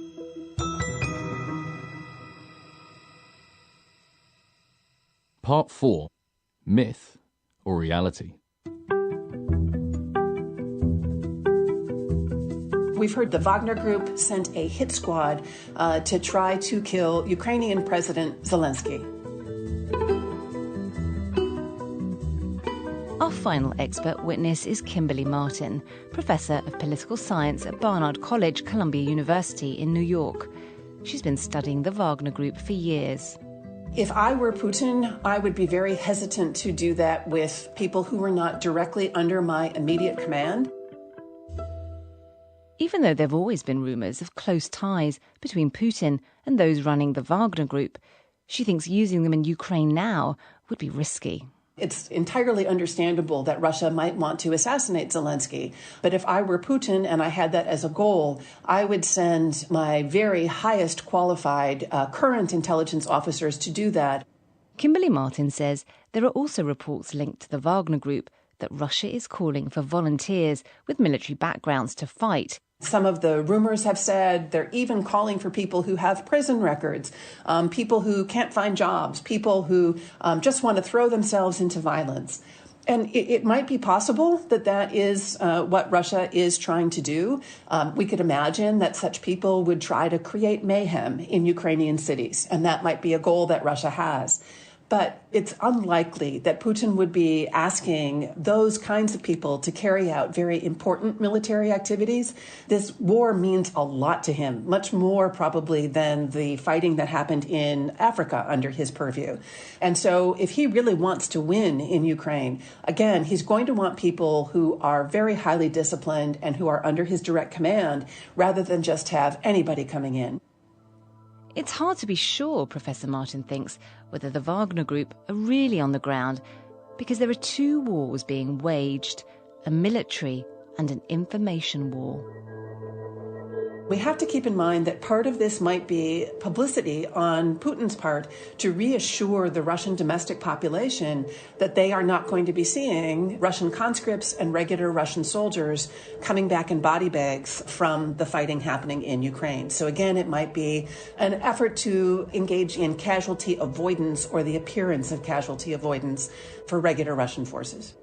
Recently, UK military intelligence has said that Russian troops are being killed and injured in such numbers in Ukraine that the Russian authorities are now seeking replacements. And that includes exploiting irregular sources such as private military companies. Martin has been studying these groups for years and believes that what we understand as the Wagner Group has changed. I have not thought for maybe 2 years that the Wagner Group really was the Wagner Group anymore. I have thought since at least late 2019, early 2020, the quote-unquote Wagner Group has a unit structure. I think it is a vehicle for the Russian military and the Russian military intelligence agency to hire contractors for whatever task they have coming up at any particular time. It's a very flexible mechanism rather than being an established group or an established organization. The other thing to keep in mind is that the original commander of the Wagner Group, a man named Dmitry Utkin, has not been photographed publicly since 2016. And so we don't actually know if the original founder of the Wagner Group is still involved or is even still alive. In fact, she thinks the Wagner Group has actually become more myth than reality. I don't think the Wagner Group started out being a myth. I think it started out actually being a private military company that was commanded by somebody who was a former GRU officer, and that was Utkin. But I think as time has gone by, they have become subject to information warfare, both coming from the side of Russia for the sake of avoiding casualties and telling their own population that they are having all kinds of successes in foreign countries without using Russian conscripts or regular Russian troops. And I think that they may also be subject to information warfare by Russia's enemies because they are an intelligence-related group, and that means that there's always going to be a spy versus spy element to what's happening in their activities.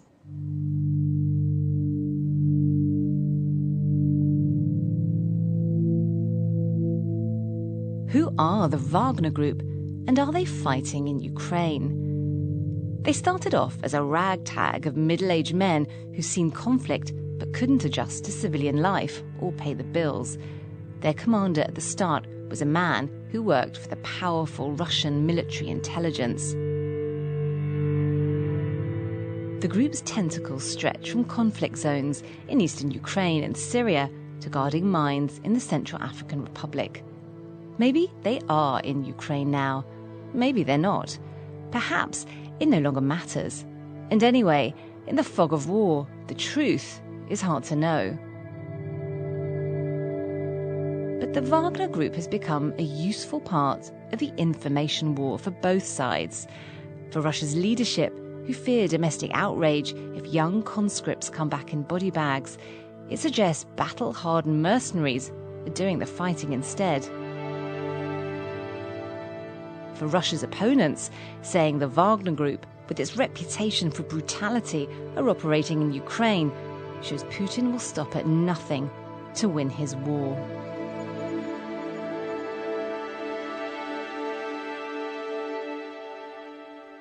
The inquiry was presented by Kavita Puri and produced by Jordan Dunbar and Ben Henderson.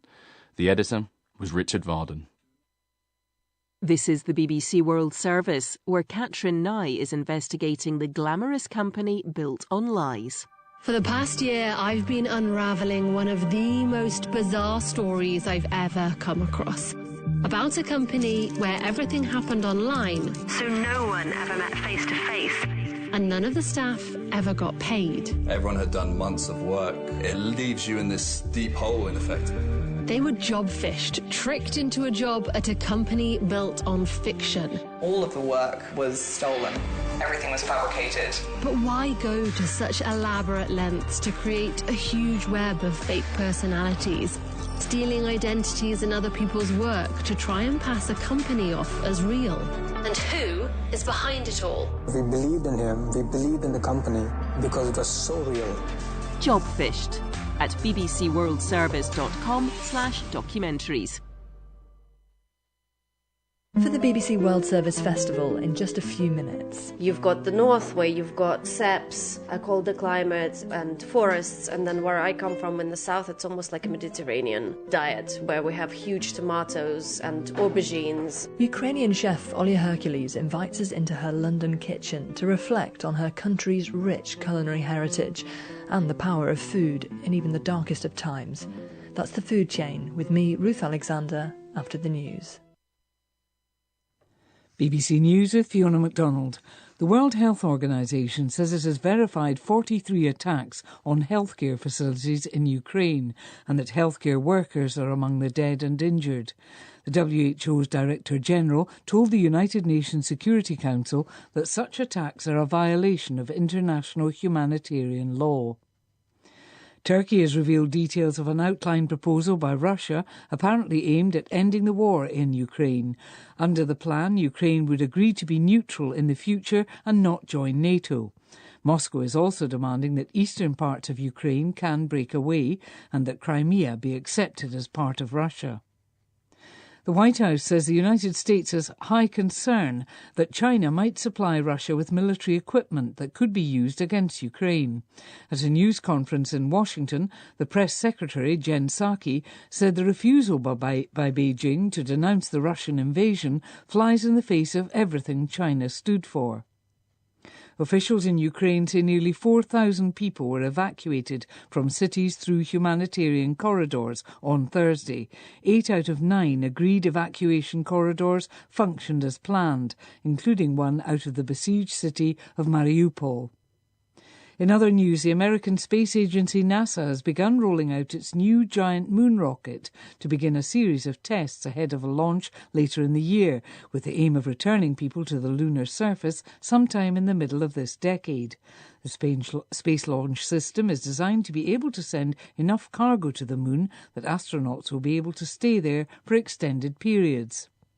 And 2 young indigenous boys, rescued after almost 4 weeks lost in Brazil's Amazon rainforest, have been taken to hospital in the city of Manaus.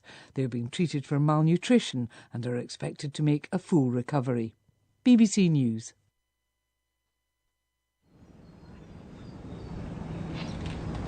Welcome to The Food Chain with me, Ruth Alexander. This week, as part of the BBC World Service Festival, we've come to a suburban street in East London, the home of Ukrainian chef and food writer Olya Hercules.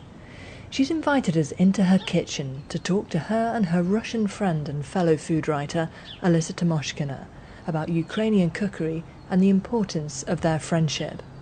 We recorded our conversation on Tuesday the 8th of March, 12 days into the Russian invasion of Ukraine.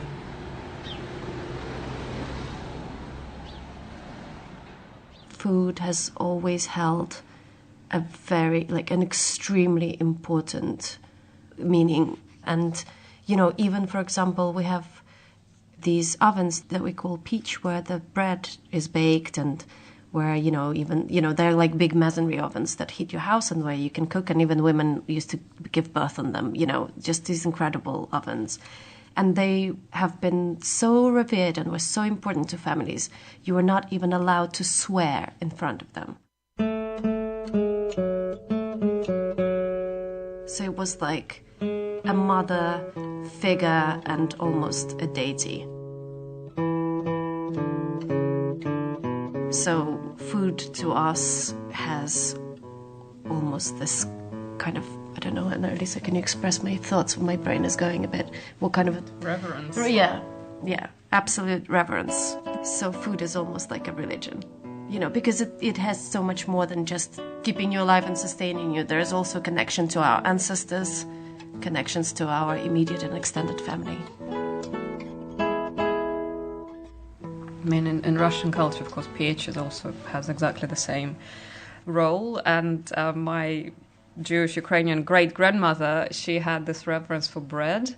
She would make her own bread, and she was a great baker, so she would always have some kind of poppy seed buns, and there would be always dough proving in the kitchen, and she would never allow us to swear in front of the bread. So we have this, you know, it's like a family refrain. She would always say, "Только не при сдобном тесте," like never in front of the leavened dough. So like you can't swear in front of the dough. No negative energy, otherwise it might, you know, not rise correctly.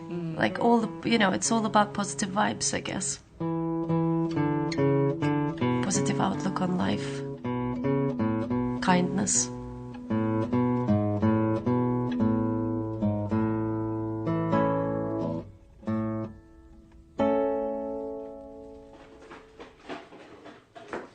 Walking into Olya Hercules' kitchen is an experience in itself.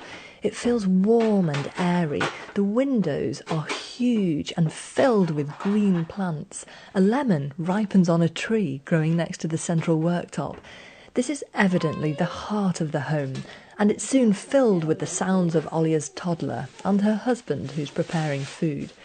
It feels like it must be something of a sanctuary, but there's a nervous energy about the place too, seen in the jumble of pots and pans and jars. Okay, so here I've got 2 jars of honey kraut. This is my mom's recipe. It's a really easy one. You don't have to kind of do any pummeling or like intense massaging. You may basically just make a brine with some nice salt and some good honey, and then you pour it over your cabbage and a little bit of grated carrot. Let's see if it makes a sound. It looks very lively. Maybe you can hear the bubbles. I can hear bubbling. The bubbling. So that's fermenting cabbage. So that's fermenting cabbage. Yeah, we always have a huge jar, and I'm sure that Elisa does as well. Elisa's got some really amazing ones that you do with fennel and things. What else have we got? I just wanted to show you the oil, really. Oh, sorry. Hello. There it is. So yeah, my mom always brings stuff like cured pork lardo from Ukraine, or this amazing unrefined sunflower oil. If you smell it, it almost has the intensity of a sesame oil, and we use it as a finishing oil. So you'd put it over your salads, or even over like a fermented salad. So you'd slice some gherkins and put some kraut and maybe some thinly sliced shallots, and then you put this amazing oil over it, and it just brings all of those flavors out. It smells like summer. Yeah, it does. It's like a capsule, summer in a capsule.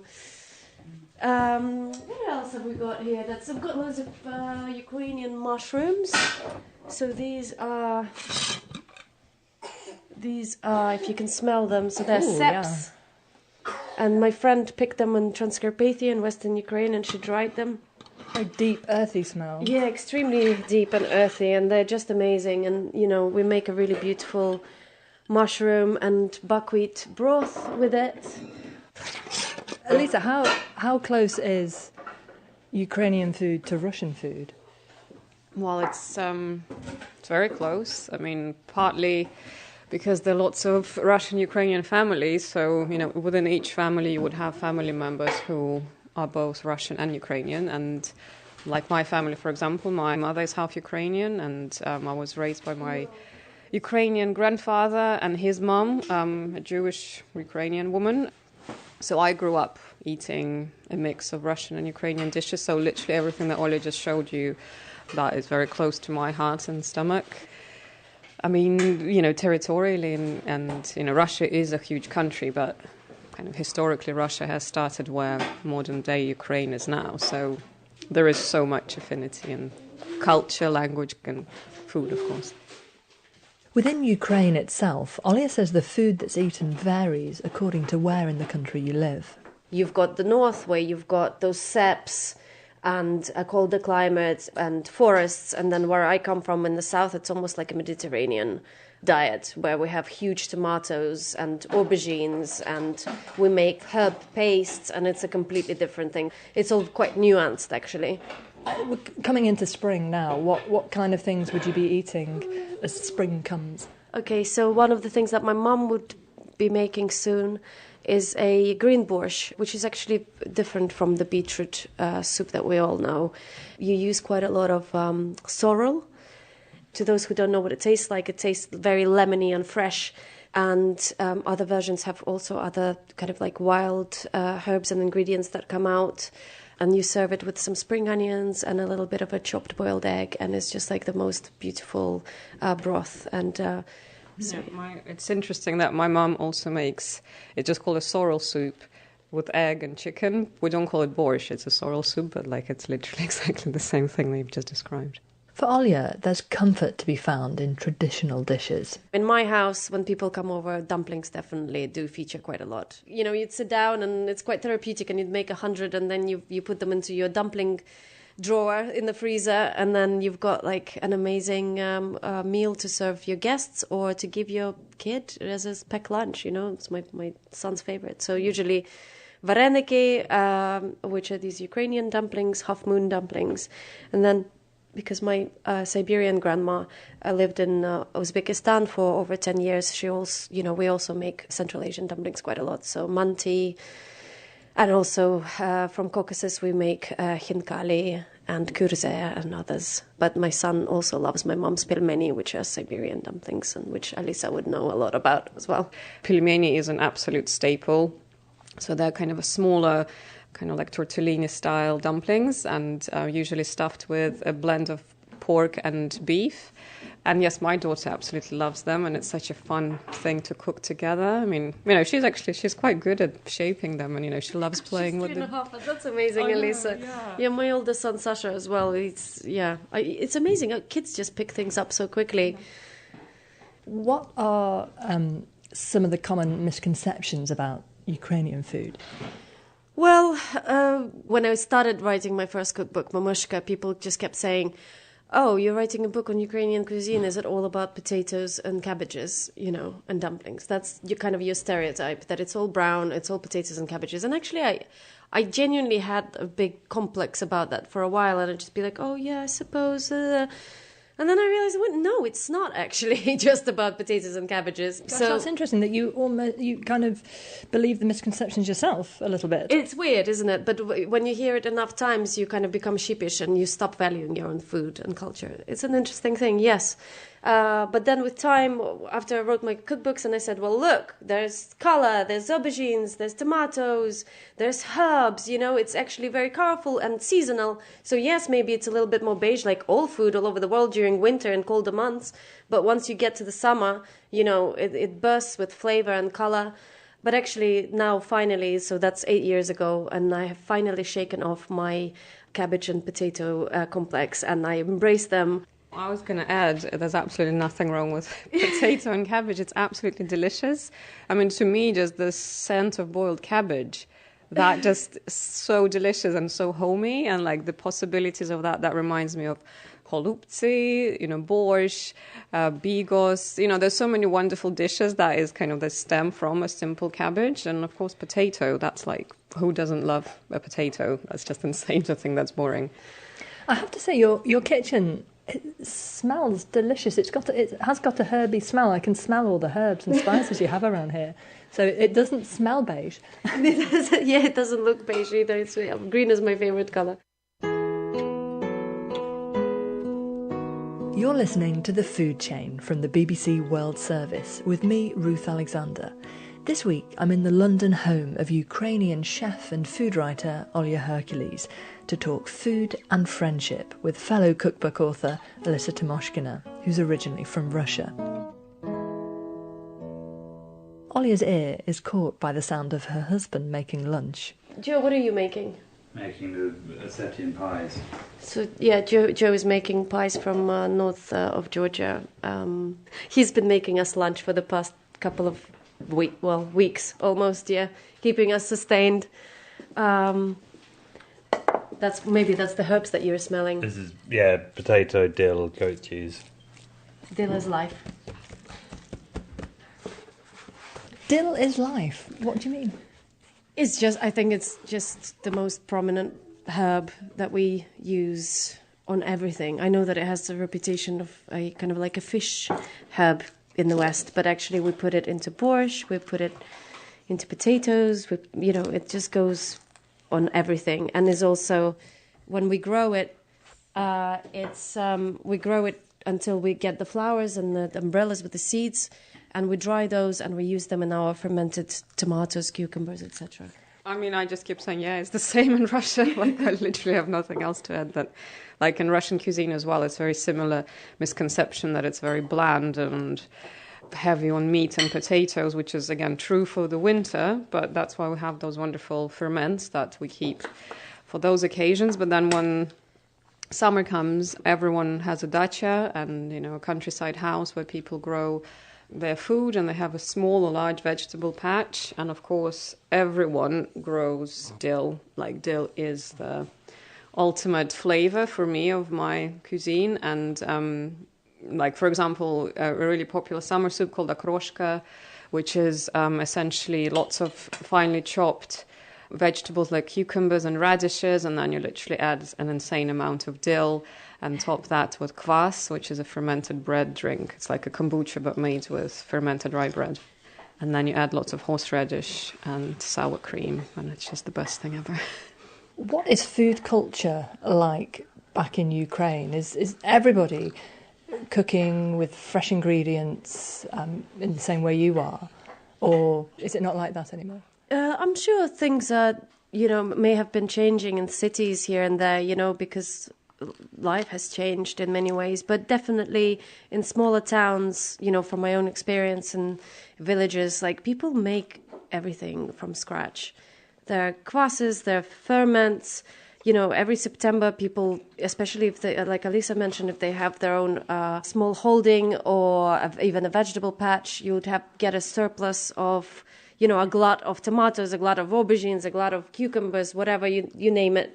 And everybody starts pickling. And my dad makes his own sausages. And the food culture is incredible, really, and very resourceful, and, no waste. All of the kind of trends that, maybe trends here in the West, that's kind of the way of life in Ukraine, and I'm sure in Russia as well, in many parts. Yes, absolutely. I mean, it's very diverse, of course. Again, Russia is gigantic, and the contrast between big cities and smaller towns and villages is, of course, quite drastic. But in general, yes, there's definitely a lot of reverence for food, and I think partly because of the history of the Soviet regime. When food was so sparse, you had no other ways of getting a decent meal other than cooking it yourself and growing your own stuff. But of course, on the other hand, as a kind of counteraction to the Soviet history, imported food is quite a big thing, especially in the 90s. I remember, getting pot noodles choice. Pot noodles was the thing. And like, my mom, who is an amazing cook, she would make it just because it was such a novelty, and, it came in a really brightly colored packaging. And so Russia did go through that kind of phase of, really craving kind of artificially flavored, brightly colored foods. But now I feel like there's a bit of a balance now, and, supermarkets are full, or should I say used to be, because who knows what's going to happen now. And, it's quite heartbreaking because I've just started working on my new cookbook, which would be more of a culinary journey across Russia from St. Petersburg to the Far East, to Vladivostok. And I've been in touch with so many amazing farmers and producers, and I really wanted to give a portrait of the country through the people and, the kind of different food trends and different kind of the diversity of the different regions, because, of course, food in St. Petersburg, which is very Northern European, is so different to food in Vladivostok, which is Korean, Chinese, and also a bit of Taiga, Siberian influences. And, of course, now it's just all of that is just crumbling apart. So it's heartbreaking what's going to happen to the, Russian food culture from now on. Who knows? Oh. Are you both finding food a comfort at this time? As you are, obviously, you've just hugged, finding one another a comfort. I'm hoping that this week might be a bit of a turning point for me, but to be honest with you, I haven't. The last couple of weeks have been actually full of proper trauma, so I haven't been able to eat, and cooking I can't even think about, to be completely honest with you. So for the past few days I've been managing some miso soups, just like liquid broths that have been helping because, well, my friends and Joe have been kind of force-feeding me because I just can't. I lost my appetite. But I'm hoping, I'm feeling a little bit stronger and more positive today, so hopefully I will regain my appetite. I need the energy. Should we take a seat? Yeah. Although she can't face eating or cooking right now as she worries for the safety of her family in Ukraine, Olia says food has been doing its work her whole life. From childhood, food and getting around the table, even if it does sound like a cliche, but it's been an incredibly powerful occurrence in my life, a regular occurrence. So I have a really big extended family. My mom is one of 6 children. So I have loads of uncles and aunties and cousins and third cousins who are, I call them brothers and sisters. And my mom's mom was a real matriarch. She was incredibly strong. My granddad came back from the Second World War very traumatized and kind of quiet. He didn't say much, he would sometimes crack a joke, but he was kind of like on the back seat. And my grandma was this powerful, amazing woman, and she would get all of the extended family to come to her village in the south of Ukraine, and there was a summer kitchen where all of the pickles would be made in the summer, and then there still is a big walnut tree, and under the walnut tree would have a long table, and everybody would get together and they would make food and maybe bring out what my auntie used to call micronutrients, so like homemade berry wine and things like that, and they would sit down and they would talk and tell stories, and the stories would repeat from year to year. So we as children have learned them off by heart. I almost feel like I have a false memory of some of those stories. I can imagine them in such great detail, the story when in 1953 Stalin died and they were able to get my granddad out of prison, things like that. And they would sit and laugh and make jokes and tell funny stories, and sometimes it would be extremely heartbreaking stories, and they would all cry. I didn't realize it at the time, but recently I have realized that actually this was group therapy, but with your family, not with strangers.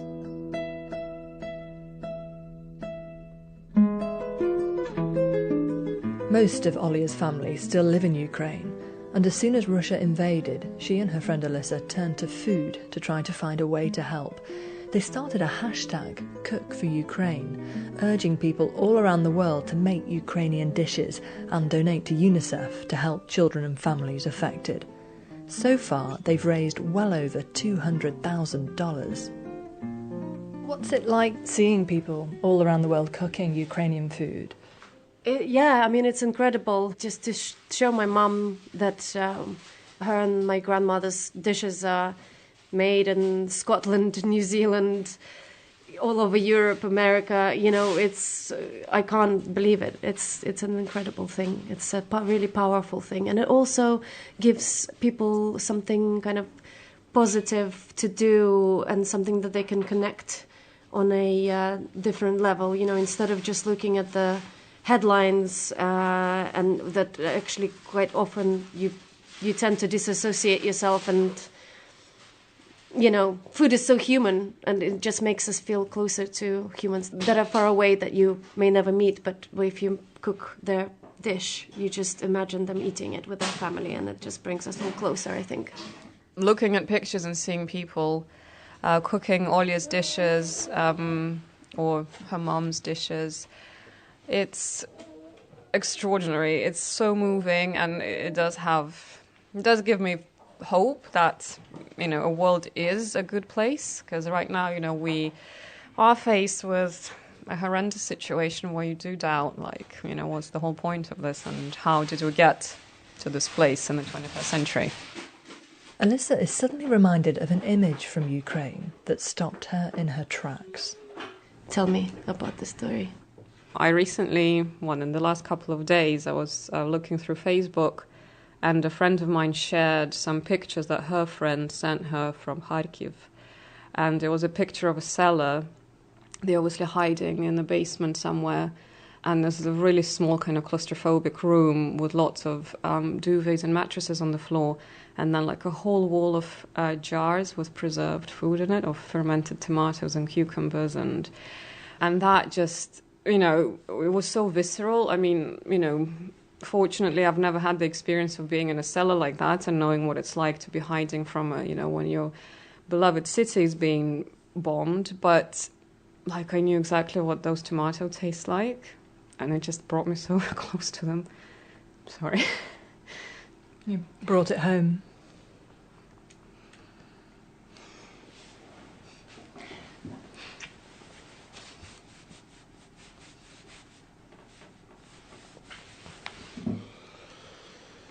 Olya is in regular contact with family and friends in Ukraine. I received a phone call from my dad's my dad's best friend, who's in the same town as them. It's a small town, about 50,000 people, and he's a farmer.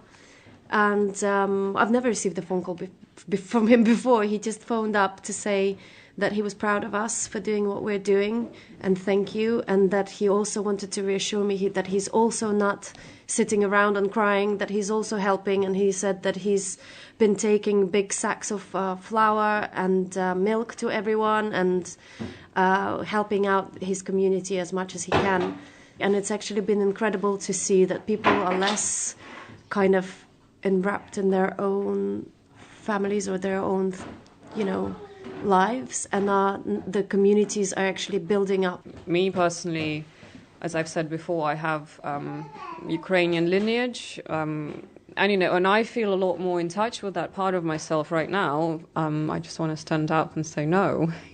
Russians and Ukrainians are together, and sadly, Eastern Europe is still kind of veiled in this kind of Cold War mystery and a whole kind of host of misunderstandings, and that's why seeing food. It's such an immediate, emotional, almost kind of physical response that you have to an image of a dish or food. For that precise reason, I feel that food is such a fantastic mediator and such a beautiful medium for putting across that message. And I've heard of acts of defiance coming through food. A hint is I'm hearing about pickled tomatoes. Okay, I really, really hope that this story is true. But apparently, a couple of days ago, there was a story on Twitter which said that a Ukrainian woman in Kiev has thrown a 3-liter jar of pickled cucumbers and knocked down a $3 million drone. And, Hang on. She destroyed a Russian drone, with a jar of pickled cucumbers. Yeah. Apparently she threw it off the balcony and killed the drone. So for a couple of days, it was just such a little bit of this kind of like light relief that everybody felt with the story. And then yesterday I saw that this Ukrainian website have contacted the woman, and she wants the world to know that actually it wasn't a jar of fermented cucumbers, it was a jar of fermented tomatoes. Get your facts right. Very important correction. It is actually, because fermented tomatoes are actually quite explosive. They're very fizzy inside, so if you pop one in your mouth, it just goes poof.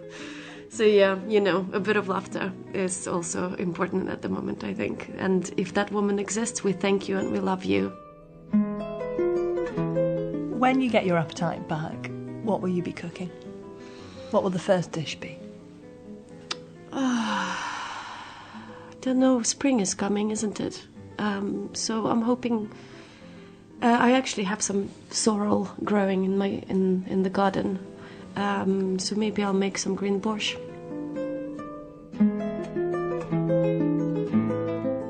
My thanks to Olya Hercules and Alyssa Timoshkina for talking to us at such a difficult time. That's all for this week. If you'd like to get in touch with us, please email thefoodchain@bbc.co.uk. And you can subscribe to and rate our podcast. Search for BBC Food Chain. From me and the rest of the team, Sarah Stollarts and Elizabeth Mai, thanks for listening and join us again next week.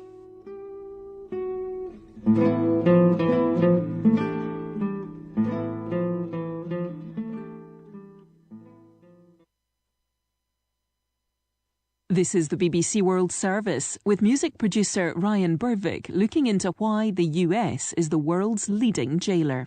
The United States of America has less than 5% of the world's population and around 25% of the world's prisoners. You can actually turn someone that's good into a monster. We'll be giving voice to the people behind the numbers. Mass incarceration from the inside. Saturday at 19 and Sunday at 12 GMT. And in 30 minutes, Science in Action with Roland Pease. We're hearing more and more about the animals that SARS-CoV-2 can infect and circulate in. This week, it's creatures that lurk in the New York sewers we're focusing on. Rats, maybe, or something else. But could new strains of COVID emerge from them after we've tamed the pandemic? This is the BBC World Service, the world's radio station.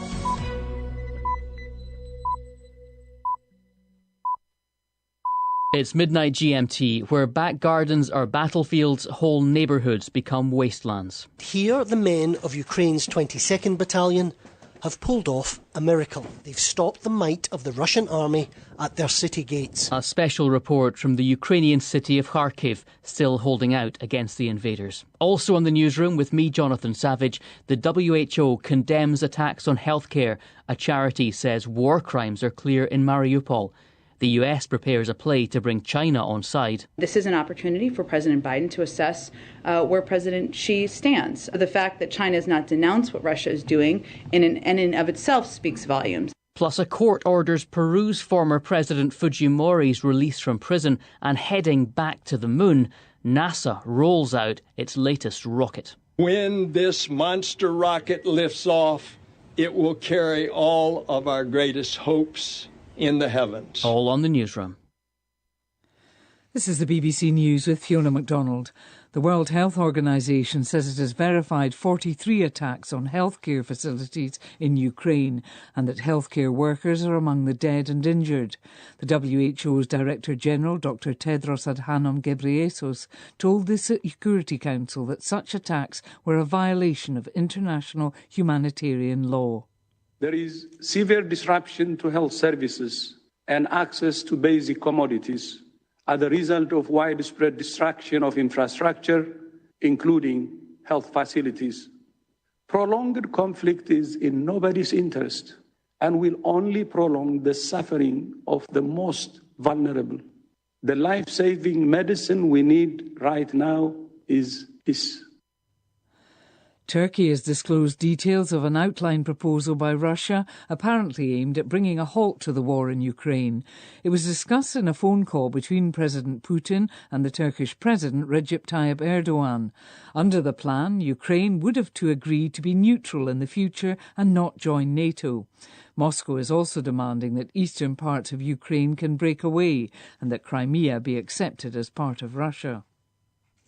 The White House says the United States has high concern that China might supply Russia with military equipment that could be used against Ukraine. At a news conference in Washington, the press secretary, Jen Psaki, said Beijing's refusal to denounce the Russian invasion flies in the face of everything China stood for, including respect for sovereign nations and the basic principles of the UN Charter.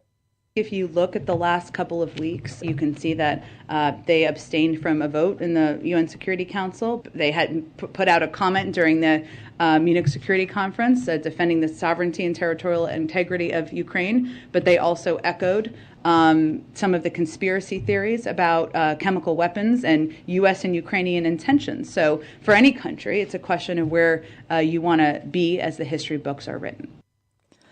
Officials in Ukraine say nearly 4,000 people were evacuated from cities through humanitarian corridors on Thursday.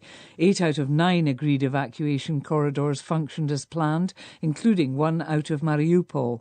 The exception was a planned corridor close to the Russian border, which failed to operate due to shelling by Russian forces. Russian troops were accused of shelling a school and cultural centre at Marefa, killing more than 20. Markian Lubkivsky is a spokesman for the Ukrainian military. The main thing and the main tragedy that they are losing our people. We will rebuild Ukraine, but we will not, we cannot bring back our people. They died. BBC News. The US ambassador to the United Nations has said that African states cannot remain neutral on the war in Ukraine. Speaking to the BBC, Linda Thomas-Greenfield noted that in the General Assembly vote 2 weeks ago to deplore the Russian invasion of Ukraine, 17 African countries abstained and another 8 did not vote at all. The ambassador said there can be no neutral ground and that this crisis was not simply a Cold War competition between the West and Russia. The American space agency NASA has begun rolling out its new giant moon rocket to begin a series of tests ahead of a launch later in the year. The 100-metre-tall vehicle is part of NASA's Artemis program that seeks to return people to the lunar surface sometime in the middle of this decade. The Space Launch System is designed to be able to send enough cargo to the moon that astronauts will be able to stay there for extended periods. The Constitutional Court in Peru has ordered the release of the former president, Alberto Fujimori, who is serving a long prison sentence for human rights violations. His lawyers have won an appeal to have a presidential pardon issued on humanitarian grounds in 2019 reinstated. 2 young indigenous boys who went missing after entering Brazil's Amazon rainforest to catch small birds were rescued after almost 4 weeks in the jungle. They've been taken to hospital in the city of Manaus, where they've been treated for malnutrition. Leonardo Rocha reports. The Brazilian government called off the official search operation a couple of weeks ago, but hundreds of residents continued looking for them. The 2 boys were found on Tuesday by a local lumberjack who heard strange noises coming from behind the trees. Glauco and Gleison were lying on the ground of the forest, hungry and weak. Brazilian media say they survived almost 4 weeks only on rainwater and no food. BBC News. Hello, you're listening to the newsroom from the BBC World Service with me, Jonathan Savage. And on the day that Western officials said the war in Ukraine could be fought to a standstill and the Russian advance had slowed to a crawl, it's speed that's required for the victims of this conflict. The numbers are rising fast. 3.1 million refugees who've fled abroad, 43 attacks on healthcare facilities, and in what one UN official said is certainly a massive underestimate, 1,900 civilian casualties. There are talks of a peace deal being sketched out. We'll bring you news of that later. But for now, after 3 peaceless weeks, so many Ukrainian cities are barely recognisable.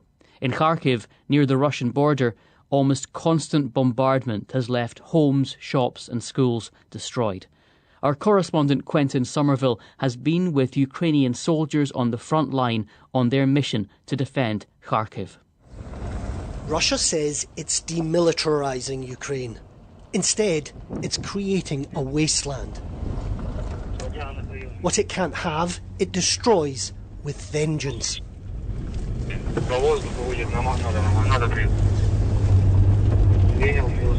These were family homes on the edge of Kharkiv. Civilians are daily targets in Vladimir Putin's war. By the back door, a dead Russian soldier. Suburban gardens have become battlefields from Europe's past.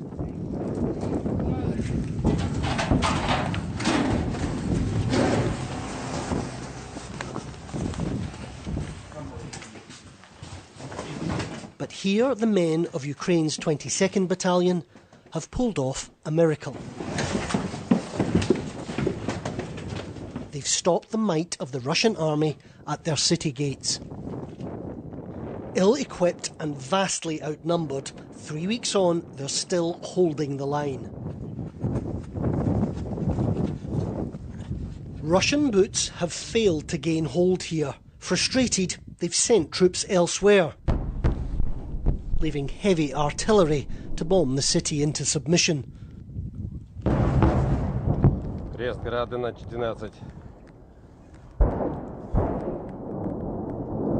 Konstantin, a former Air Force pilot, has come out of retirement to fight.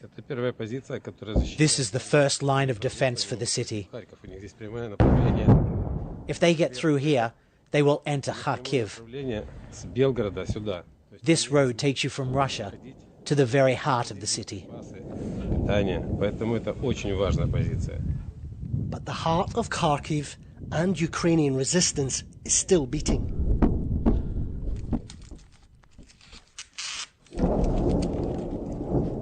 How do you keep out such horror? Sasha and Svetlana's apartment is now the front line. For the men and women of the Ukrainian army, she has a message. I'm very grateful to them for defending our land. Hold on, guys. We will always support you.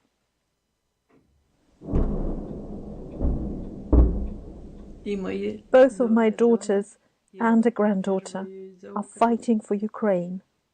That report was from Quentin Somerville. The southern Ukrainian port of Mariupol is also on the front line of the Russian bombardment. Rescue workers are still risking their own lives to search for survivors on Wednesday's attack on a theatre where more than 1,000 people were hiding in a bomb shelter. One charity boss has told us that the relentless shelling of civilians in the city clearly constitutes war crimes. James Cowan is a former British soldier who now heads the Halo Trust, which has 400 staff working in Ukraine. He agreed to share the eyewitness account of one of his staff who has just escaped from Mariupol.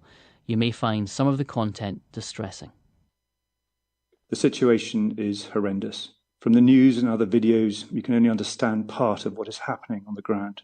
We went through hell. They even shelled my house. I can't remember a day or even a couple of hours when they weren't shelling or conducting airstrikes. We couldn't call anyone simply to inform them that we were relatively okay, as there was no electricity to charge our phones. There was no water. Even the well was hit by shelling. There was no heating, so we stayed in basements and shelters wearing warm clothes. I saw many people I knew die.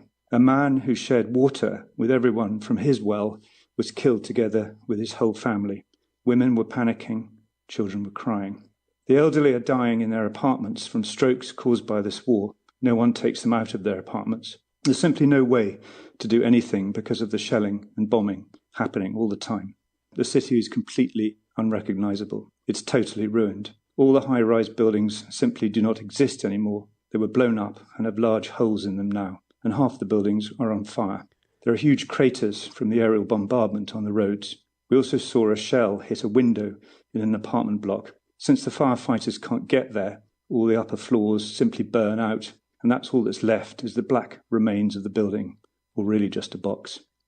I can't find the words to describe the horror, the atmosphere, the darkness that reigned over the city of Mariupol, or to be more precise, the ruins that are left of the city. The numbers you see on the news don't really reflect even 30% of the truth. Many more civilians have died, and having spoken to the locals, I feel the numbers may reach 20,000 people. The eyewitness account of a staff member who has just escaped from Mariupol.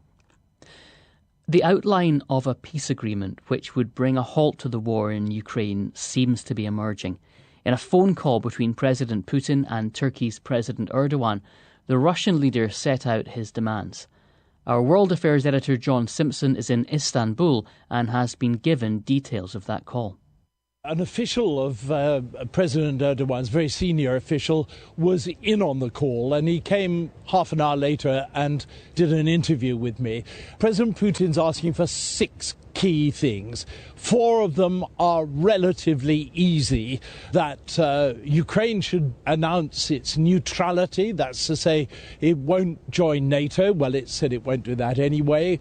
That it should disarm, relatively speaking, that it shouldn't have certain weapons to attack Russia with if it actually ever did want to. That it should protect the Russian language, something very important to Mr. Putin. He claims that Russians have been targeted because of their language in Ukraine. And fourthly, something they call denazification. I thought that sounded really fierce, but in fact the Turkish official said no, he thinks it's quite easy. It's an undertaking to crack down on neo-Nazis. That's the easy bit. 2 difficult bits, which will probably require face-to-face talks between Mr. Putin and President Zelensky here, and those 2 are the territories in Donbass, which Russia would like to see quasi-independent, and secondly, the future of Crimea. That would probably require Ukraine to admit that it had lost control of Crimea and that Russia now had it. A very bitter pill for the Ukrainians to swallow. But no mistaking the real upbeat feeling among the Turks. They think there could be peace within just a matter of weeks. That was John Simpson. You're listening to the newsroom from the BBC World Service, and Fiona has a reminder of the main news. The World Health Organization says it has verified more than 40 attacks on healthcare facilities in Ukraine since the beginning of the Russian invasion, and that healthcare workers are among those killed. As we've just been hearing, Turkey has disclosed details of peace proposals put forward by President Putin to end the war in Ukraine. And one other headline, a huge new moon rocket developed by NASA has begun its slow journey to its launch pad for a final series of tests. Yes, more on that very soon. But first, it's not quite Friday in the United States, but when it is, it'll be a significant day in assessing the current world order in the light of events in Ukraine. A phone call is scheduled between the US President Joe Biden and the Chinese President Xi Jinping. Both Russia and the West have courted China's support, but China has kept its powder dry. The White House spokeswoman Jen Psaki does not consider that to be a neutral position. This is an opportunity for President Biden to assess where President Xi stands. There's been, of course, rhetorical support or the absence of clear rhetoric and denunciation, or the absence of denunciation by China of what Russia is doing. This flies in the face, of course, of everything China stands for, including the basic principles of the UN Charter, including the basic principles of respect for sovereignty of nations. And so the fact that China has not denounced what Russia is doing in and of itself speaks volumes. Let's go live now to our North America correspondent, Peter Bose. Peter, what is the pitch that Joe Biden is likely to make to President Xi? Well, picking up from what Jen Psaki was saying there, I think President Biden will be looking for both ideological reassurances from President Xi that he will not blindly support Russia. Remember, Mr. Biden described the war in Ukraine as a battle between democracy and autocracy, and there are no signs that the Chinese leader is coming down on the side of democracy. Mr. Biden will also be looking for practical reassurances in terms of possible backing for Russia by Beijing. It's likely to be a strongly worded pitch if Mr. Biden gets an indication from President Xi that he intends to support Moscow financially and perhaps militarily. He'll warn that China will face costs. We don't know the detail of those costs, but sanctions are clearly a possibility. Can you tell us what assessment the US is making of the state of play in Ukraine? Because we've heard in recent hours from the Pentagon, haven't we? Yeah, one striking assessment to me was that the Pentagon believes that the Russians are basically frozen in their advances, with the exception of the town of Izium, which Russia now controls. Senior defense official has said that the Russians are struggling to fuel themselves, to feed their troops, to supply them with arms and ammunition, and are meeting a very determined Ukrainian resistance. Now, the Pentagon says it's picked up anecdotal indications that morale is flagging in some Russian units, in part because of that show of strength by Ukrainians. The Pentagon has also said, rather ominously, that if that resistance continues, President Putin could be expected to make threats to use nuclear weapons against the West. Yes, not that long ago, Peter, you and I were talking about President Putin being described as a war criminal by President Biden, and Secretary of State Antony Blinken has been asked to comment on that. What did he say?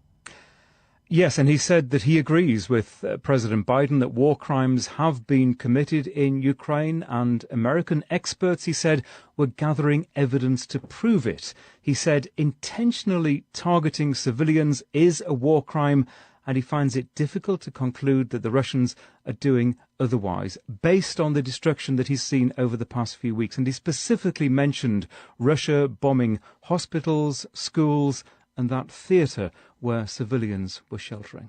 Peter Bowes, our North America correspondent, thank you.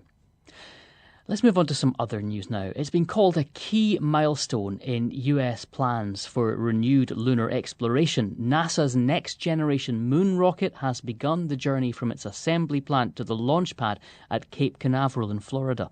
This is the first time the public has caught a glimpse of this mega rocket, which is as tall as the Statue of Liberty. NASA's Bill Nelson paid tribute to the staff who have worked on the project. Their work will soon return humankind to the lunar surface. And when this monster rocket lifts off, it will carry all of our greatest hopes in the heavens. Every single person who dreams of discoveries will see many more in our lifetime. Bill Nelson speaking on NASA TV. Our science correspondent Jonathan Amos is following the rocket's progress. The Space Launch System, they call it. It started to roll out of the vehicle assembly building just before 6 o'clock in the evening, local time. It's attached to a gantry system, which sort of, holds all of the important cables so that you would run to the rocket. And then all of that sits atop this mammoth tractor that moves at the fabulously fast speed of just under a mile an hour. And so it's going to take that with London traffic.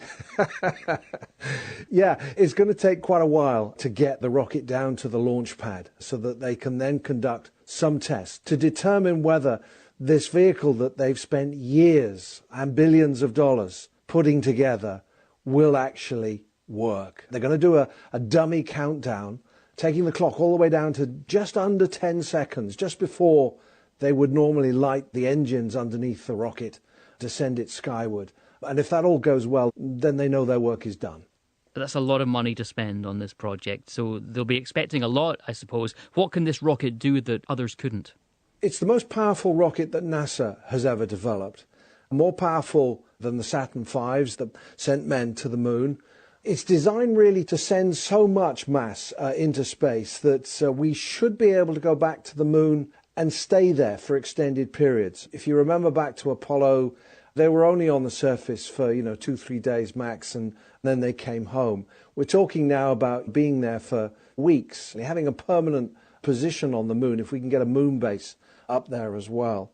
And so that's what this vehicle is all about. It's about doing Apollo in a bigger way than has ever been done in the past. Jonathan Amos. Now to Peru, where the Constitutional Court has ordered the release of the former president Alberto Fujimori. The 83-year-old is serving a 25-year prison sentence for human rights violations. The decision means a previous presidential pardon issued on humanitarian grounds will be reinstated.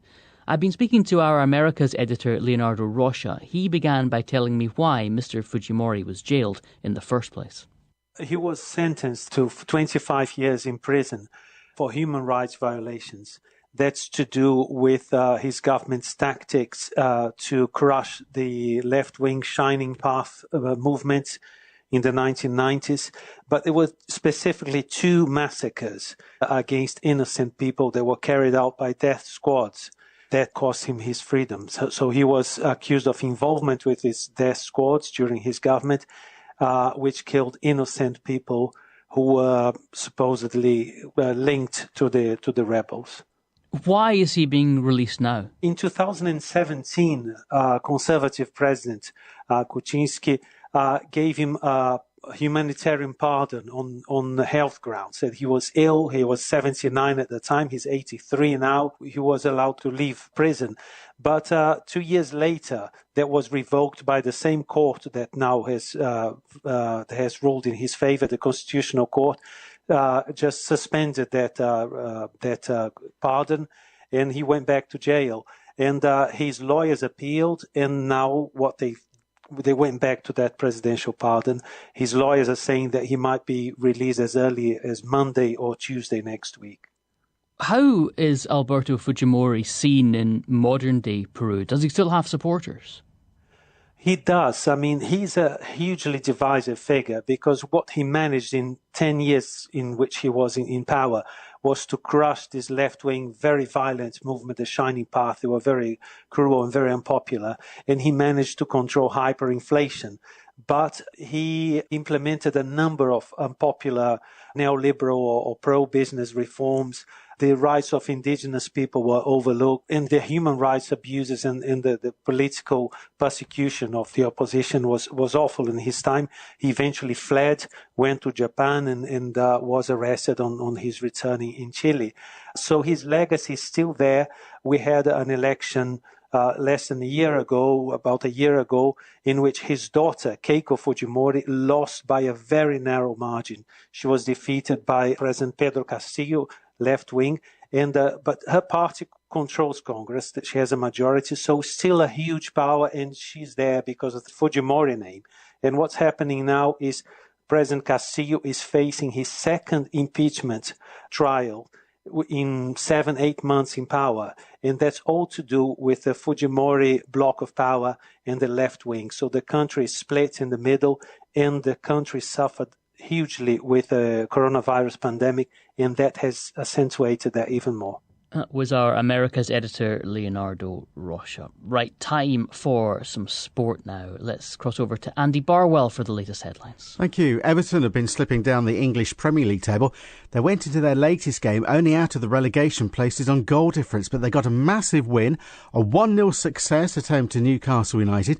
The winner came in the 9th minute of added time through Alex Iwobi for the side currently managed by Frank Lampard. What it means to the club tonight. It's only 3 points, of course it is, but we know how precious they are at the moment. But the nature of it, the spirit of it, the desire of the whole stadium was a really special evening. Barcelona had the teams through to the quarter-finals of the Europa League competition.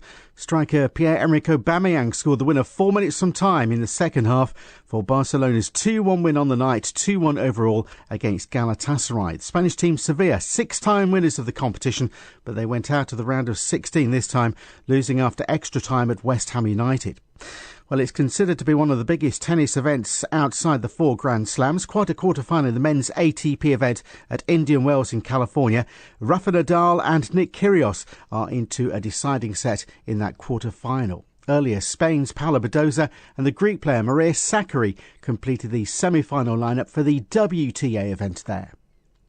Well, now news of cricket, and West Indies men ended day 2 of the second test match at the Kensington Oval in Barbados on 71 for 1, replying to England's massive first innings of 507 for 9 declared. Skipper Joe Root made 153, and this player, Ben Stokes, hit 120. I think it's all about, just sort of looking at the situation of the game and seizing those opportunities and understanding when something might be necessary. And today, I made the option to try and put the attack and score as many runs as we possibly could in a short period of time. Because you never know, the wicket might turn out like Antigua, and we might find it quite difficult to take 20 wickets. But it's amazing how much this wicket's changed in the last probably session and a half. And in the latest match at the Women's World Cup event being played in New Zealand, it looks like being a low-scoring game this time. West Indies 87 for 7 in the 41st over against Bangladesh. Andy Barwell, thank you. Back now to end the programme in Ukraine and that talk of possible deals to end the conflict. With her thoughts, here's our chief international correspondent, Lise Doucette, who's in the capital, Kiev. Every day this week, we hear reports that they are making progress in the peace talks. Earlier this week, we heard about the mediation through the Israeli Prime Minister, Naftali Bennett. Now, tonight, we are hearing that the Turkish mediators, President Recep Tayyip Erdogan, has spoken to President Putin. In all of these mediations, and there are very eager mediators, it has to be said, the points are no surprise. They're known to all. President Putin wants Ukraine to renounce any ambition to join NATO. That's something Ukraine is willing to discuss. But he also wants Ukraine to recognise that the Crimean Peninsula that it annexed in 2014 is part of Russia, as well as parts of eastern Ukraine. That's more difficult, but Ukraine still talks of possible compromise. The job of the diplomats is to come up with some forms of words, and they are making progress. But the job of the military commanders for President Putin is to make progress on the ground. And Russia, 1 month into this military campaign, is nowhere near getting what it wants most of all: a corridor along the southern coast between the Crimea and eastern Ukraine. And Mariupol, in the middle, is cursed by geography. It stands in the way. That was Lise Doucette. I think it's probably worth mentioning a response that Ukraine's ambassador in Washington gave to the BBC on these reported Russian proposals. She essentially poured scorn on them. She said, Russia attacked us in 2014, illegally occupied Crimea, illegally occupied parts of Donetsk and Luhansk. This is all Ukraine. And they say that the whole civilized world believes that Crimea and Donetsk and Luhansk are all in Ukraine. So that certainly puts their position clear as these talks continue. That's it from this edition of the Newsroom from the BBC World Service. We'll be back at 2 GMT. This is the BBC World Service. Join Clark Peters as he looks back at the history of black music in Europe. From the earliest days of recorded sound to the Jazz Age, from the Second World War to the decades of decolonization, I'll be taking the story on to hear how black music became the soundtrack to an ever-changing Europe, from protests in Paris to sound systems in Brixton. I was immersing myself in a new identity. We originated our own style by just what's happening going out in England, to understand the everyday life. From Belgium to the Congo. I went to Berlin to start working straight away. A lot of Ghanaians were there. My mom, through songs, she really kept that African essence at home. The sound of Black Europe at this time was the sound of people on the move, looking for a better life. Black music in Europe starts Wednesday at 11:30 and 23:30 GMT. You're with the BBC World Service. On today's Science in Action, new strains of COVID seem to be circulating in the sewers of New York. But in what creatures? There's all sorts of rumours about, crocodiles and alligators and, Teenage Mutant Ninja Turtles and God knows what else.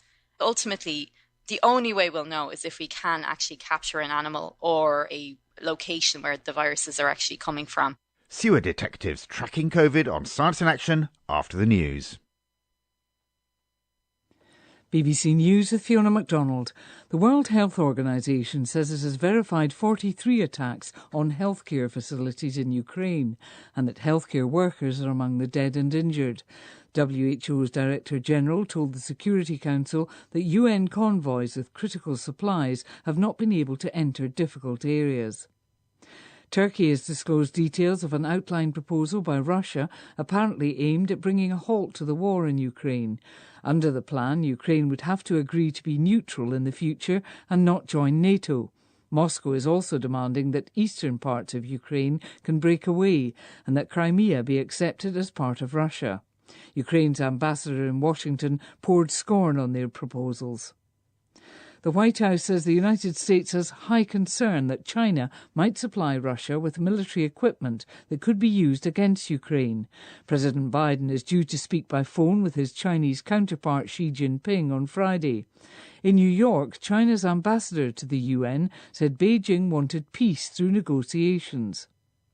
In other news, the American space agency NASA has begun rolling out its new giant moon rocket to begin a series of tests ahead of a launch later in the year. The 100-metre tall vehicle is part of NASA's Artemis program that seeks to return people to the moon by the middle of the decade. The Constitutional Court in Peru has ordered the release on humanitarian grounds of the former President Alberto Fujimori. He's serving a long prison sentence for human rights violations. And 2 young indigenous boys rescued after almost 4 weeks lost in Brazil's Amazon rainforest have been taken to hospital in the city of Manaus. The boys, who were 8 and 6, went missing after entering the jungle that's to catch small birds. BBC News. Welcome to Science in Action from the BBC World Service with me, Roland Pease. Later in the programme, we'll be looking into the impact the war in Ukraine could have on food security later this year because of fertilisers. The largest wildfires in California are getting larger still, burning an exponentially larger area.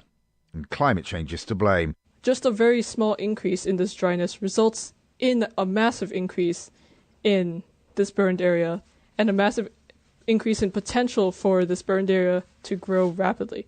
And a COVID researcher has a top tip for recovering well from the infection and avoiding long COVID. That's the one piece of advice that I do give to my friends and family is, just rest. With parts of China now under lockdown, case numbers rising noticeably in South Korea, Japan and parts of Europe, the alarming death rate in Hong Kong, and the spread of a subvariant of Omicron in many regions, it's clear reports of the imminent end of the pandemic were exaggerated. When we talked last week to virologist Malik Pires about the problems in Hong Kong, he highlighted concerns that other animal species could harbour and transmit SARS-CoV-2 even if it's controlled in us humans. His own team had documented transmission from pet hamsters in Hong Kong, and he mentioned surveillance from sewage streams in New York that hinted at COVID strains not seen in humans. Much intrigued, we approached Davida Smith of Texas A&M University, whose team had been sifting these unexpected genes out of the New York muck and set about testing which animals they can infect. We know that the virus can get into animals, and there are specific mutations in the virus genome that allow it to actually adapt to animals.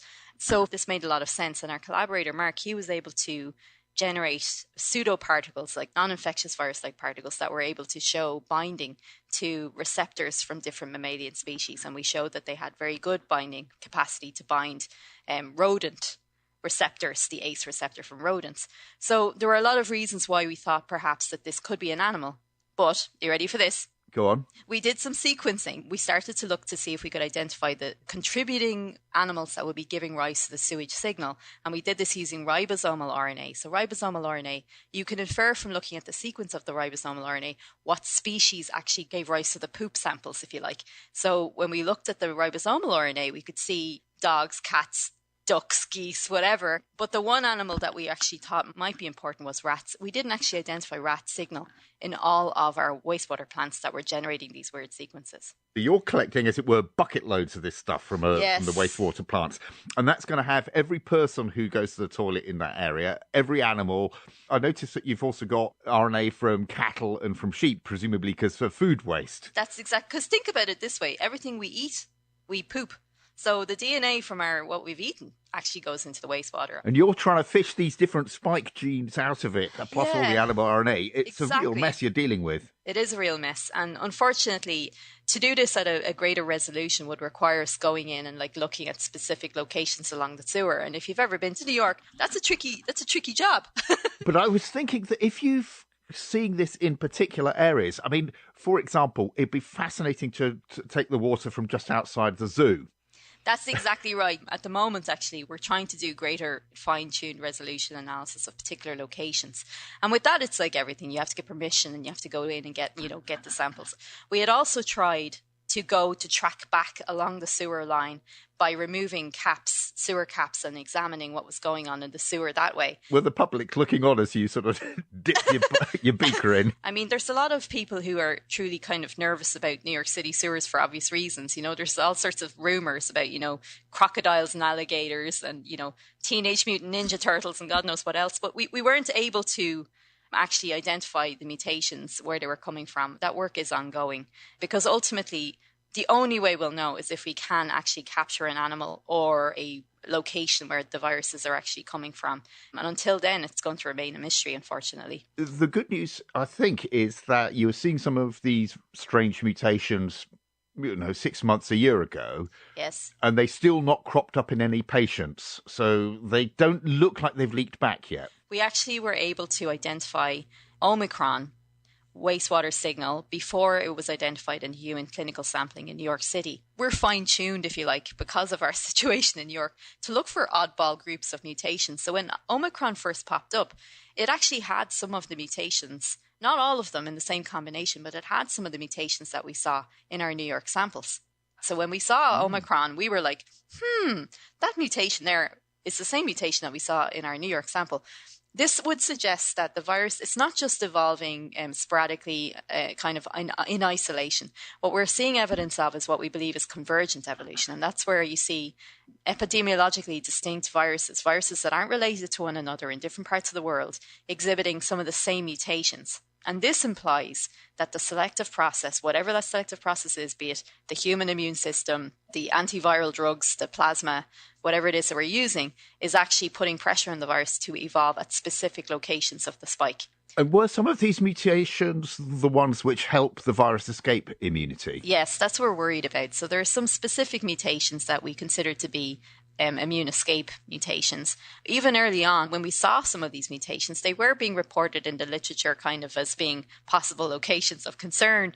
So when we think about variants, we think about locations on the surface of the spike, because we know that these mutations could be responsible for perhaps the vaccine not working as well, or perhaps an antibody not binding as efficiently. And for all these reasons, those kinds of mutations are worrisome because they could impact what we're actually doing to either prevent or treat patients who are infected. So for that reason, we maintain that conducting wastewater surveillance on a scale like we're doing, getting poop from every single person in the city and everything else that lives underground, as you said, in conjunction with what's happening with the human clinical sequencing. So the wastewater gives us the opportunity to see all mutations, not just those that are presenting. And the great thing is that rather than going out to find the virus in patients and in people who've self-tested, it comes to you. You just have to collect it. So it presumably makes the sampling simpler in that way.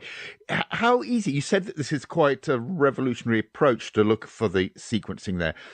How practical would it be to use this as a post, shall we say, pandemic kind of surveillance, watch for hotspots? When you think about something like New York City, the wastewater plants, there are only 14 of them. So when we get a sample, we get a sample from those 14 plants, 14 samples each week. Compare that with thousands and thousands of individual samples from patients. We process that one sample with the same kit that we would for a single human sequence sample. So in terms of budget, in terms of resources, in terms of everything, it just makes a lot more sense. And if you've been monitoring what's been going on since the pandemic, reagents, kits and plastic consumables are in massively short supply right now. So for many of us, we still can't get supplies. So being able to do this in a passive way, a less invasive way, where we're effectively just doing it in the background, is way more efficient and way more, frankly, beneficial, if you like, because we are getting everything. Now, bear in mind that around the world, this wastewater surveillance is just more cost effective and probably more accessible for folks who don't have the resources that we have in the West. Davida Smith arguing for a much more comprehensive approach to disease monitoring by looking at the filth that we flush away. I don't recall when I first heard the term long COVID, but it was fairly early on in the pandemic that we realised recovering from the initial infection was not the same for many as a return to normal health.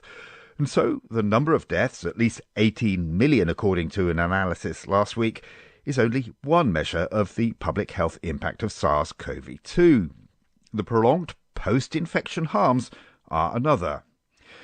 A longitudinal study called COVID and Cognition, CovCog, was set up in the UK in mid-2020 to track a wide range of people infected by the virus and a matched group who are spared infection to see the long-term neurological impacts of the disease.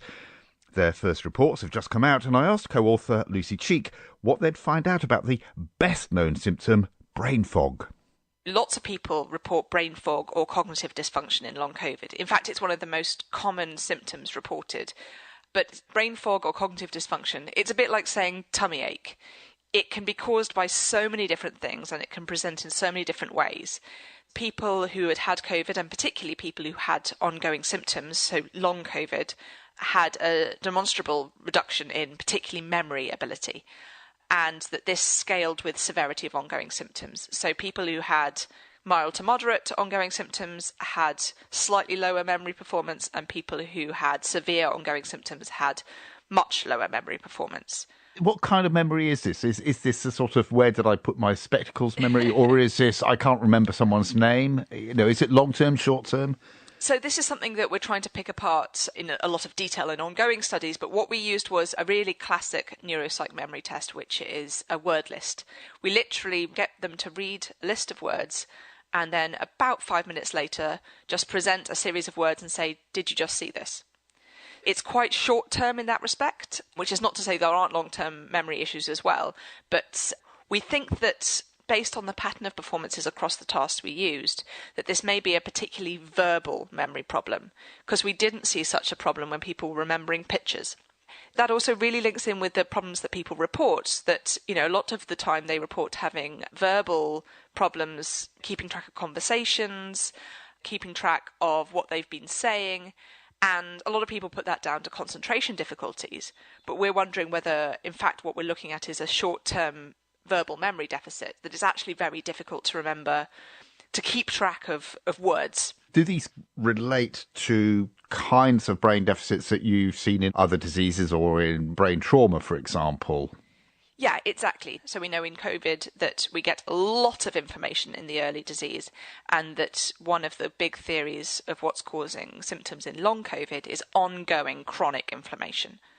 So you get neuroinflammation, which is inflammation of the brain, but you also get impacts of just the whole body being in an inflammatory state all the time.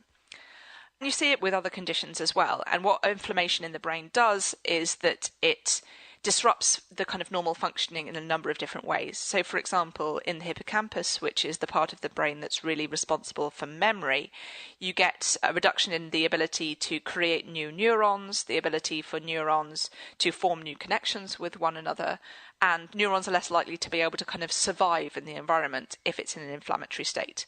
So you'd directly expect that to impact on memory, and we do see that in both animal and human research in other diseases. Are you seeing a pattern in who's actually most susceptible to these symptoms? In our sample, actually, we were mostly looking at what we call a community sample, so people who didn't end up in hospital. And within those, we saw an association with severity of the initial illness. So people who were asymptomatic or had a very mild infection were less likely to end up with severe ongoing symptoms, whilst people who reported what in our terms was a moderate infection, so definitely bedbound, feeling very, very unwell, but not going to hospital, were more likely to develop ongoing symptoms.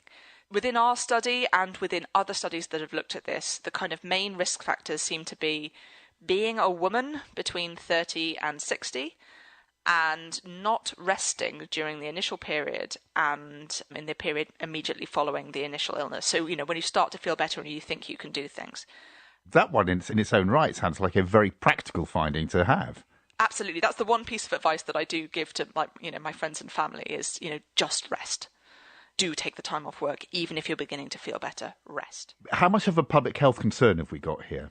So it's hard to say because by definition, long COVID is something that can only be defined as being existing if you're weeks and weeks and weeks following infection, so that it's slow to get this data.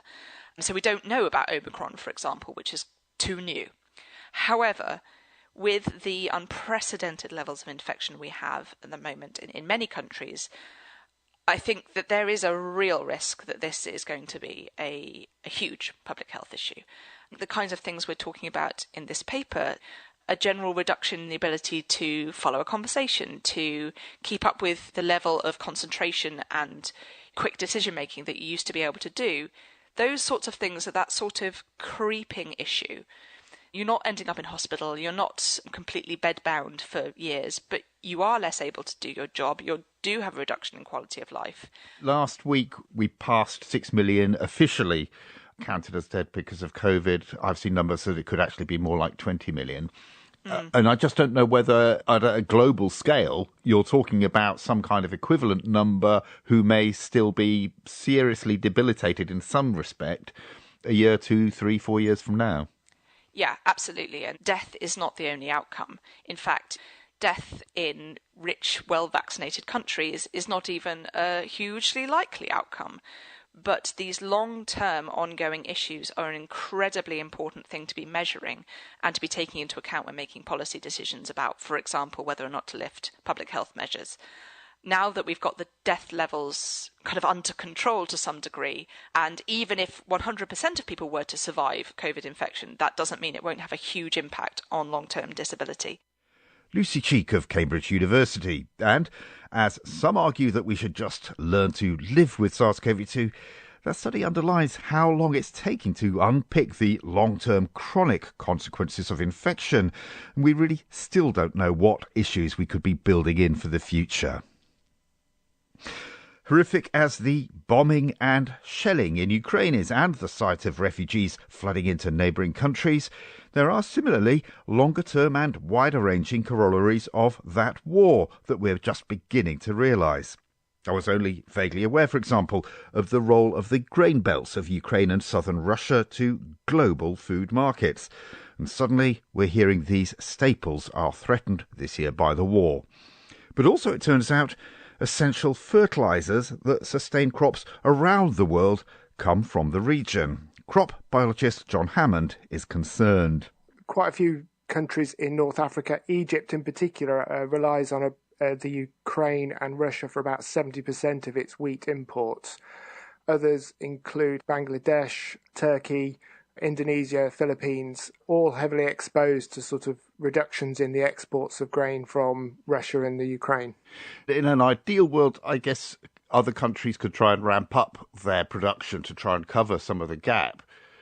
But fertilisers, which are a key part of that, also come from this war-torn region. Probably about 40% of all our potassium-based fertilisers come from Russia and Belarus. And then Russia in itself is a huge producer and exporter of nitrogen-based fertilisers, which are really the key one for driving yield. Russia has put an export ban on their fertilisers to retain them in Russia for their own production. So that's limiting it. And then also fertiliser production is heavily linked to oil price. The higher the oil price, the higher the price of the fertiliser. These potassium fertilisers, these are mined from the ground, are they? Yes, potassium and phosphorus fertilisers, the raw materials are all come from mines and reserves in the ground. So that's just the cards that nature dealt us. That's it. Could you project what kind of impact the removal of these supplies from the world market will do to crop supplies? It very much depends on how long the current crisis lasts. If it drags on into the summer, then yields will be suppressed. We'll be relying on our own domestic usage and then backfilling from other countries around the world. In a worst case scenario, if we are having higher prices for fertilisers, which we're seeing already, ammonium nitrate, which is a big source of nitrogen fertiliser, 4 to 5 times more expensive than it was this time last year.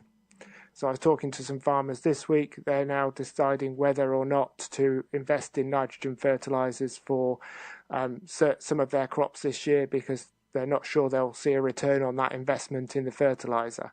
So it may suppress some types of crop production because of that economic imbalance that we're seeing. I mean, this is an issue we don't think about very much, but I have heard people tell me in the past that the big success of the Green Revolution in the 60s was not so much the crop breeding and the plants, but actually the industrialisation of this fertilisation process, taking stuff out of the ground and putting it on fields that otherwise would not be fertile. It's probably about an 8-fold difference between not having fertiliser applied and fertiliser applied in terms of yield.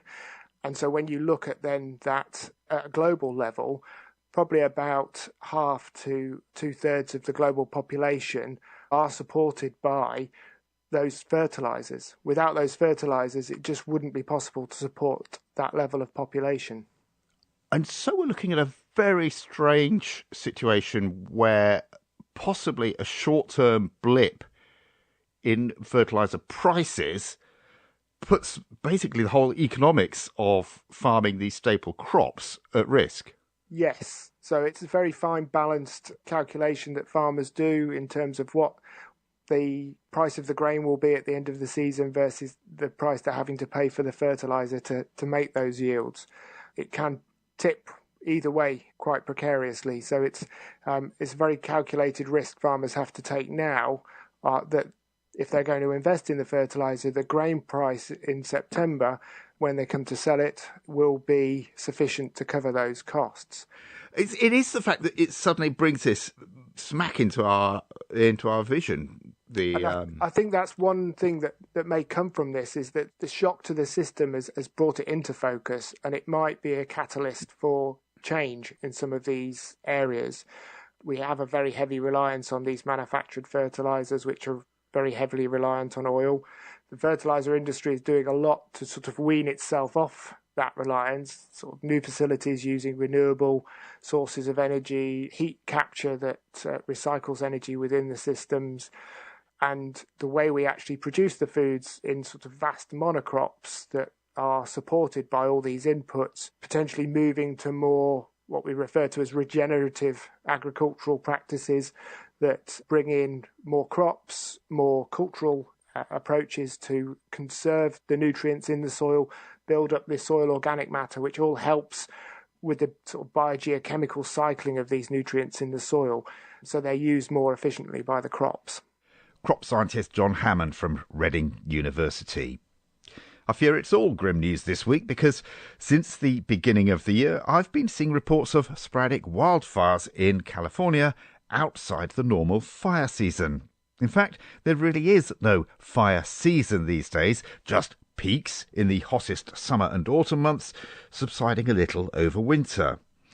The exceptional dryness there is the current explanation, and in fact, an analysis just out says that increasing dryness in the region is responsible for an exponential growth in area burned over the past decades.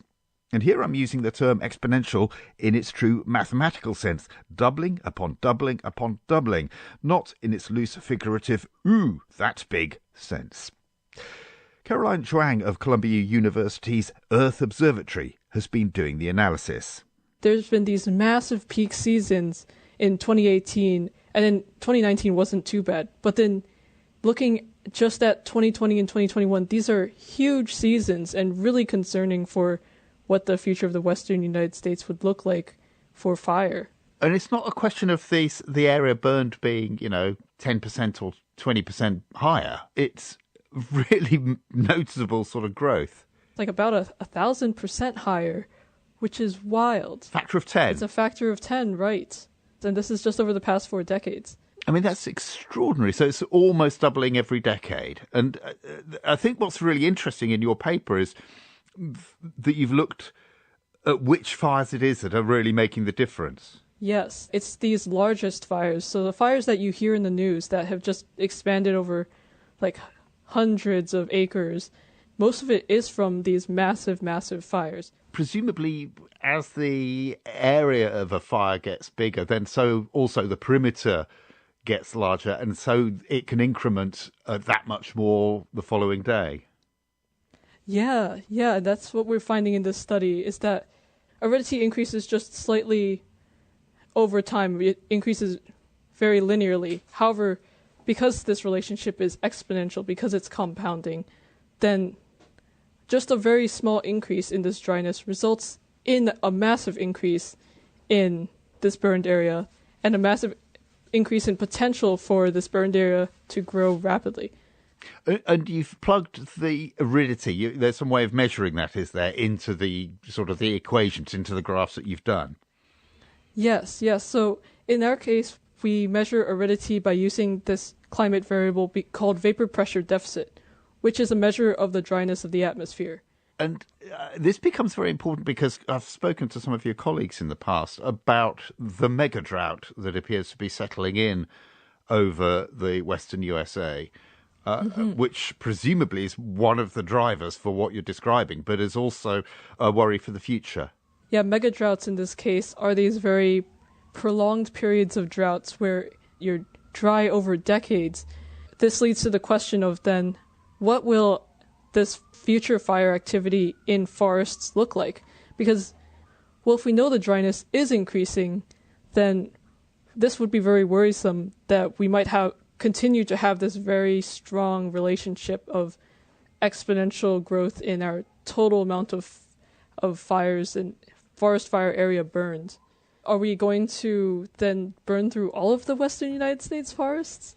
I mean, it seems very worrying, given how destructive these fires have been in the past few years. It is very worrying because a lot of the western United States forested area has not yet burned. So that means there is a large potential for fires to continue growing rapidly at these exponential rates because there's just plenty of fuel to burn. So then the question then is like, when will this relationship stop? We rely on this relationship of this dryness to then dry out fuels. But then what if it's too dry and too hot to even grow new fuels to burn? So we know this relationship can't hold forever. Yes, there are no fires in the Saharan desert, I guess. The one question I have about this study is it very much dominated by what's happened in the past 5 years? In other words, if you took those out, do you still see the same relationships, but in a less extreme form before these really mega fires of the recent few years? It's really pulled upwards and pulled very positively by this really big fire year of 2020. But I think if you look at just a linear relationship, over time, the burned area is just increasing very steadily. So even though we have these massive high fire years, I think that this relationship holds and is still very concerningly increasing in terms of area burned each year. Caroline Zhuang, and her study was published in Geophysical Research Letters. Find a link to that and to the other studies I've mentioned today on the Science in Action programme website at bbcworldservice.com. I'm Roland Peace. The producer is Julian Siddle. We'll be back the same time, same place next week. This is the BBC World Service, and here's Harriet Gilbert to tell you about the next World Book Club. 10-year-old Darling and her friends live in a shanty town called Paradise, which it's anything but. They dream of living somewhere else, but when Darling moves to America, she finds this new paradise brings challenges of its own. Zimbabwean author No Violet Bulawayo will be joining me to chat about her novel, We Need New Names. World Book Club, from the 2nd of April. And at bbcworldservice.com is Health Check with Claudia Hammond. I'll be announcing the results of the kindness test, a big online study on kindness devised by psychologists from the University of Sussex, which some of you from 144 countries kindly took part in. Stay with us. Business Matters is next.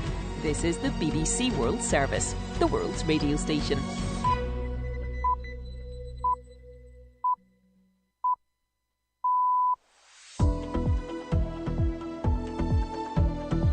It's 1 o'clock GMT. Hello, this is John Bithry. Welcome to Business Matters on the BBC World Service. We're connecting the time zones and we're live in Beijing and New York City.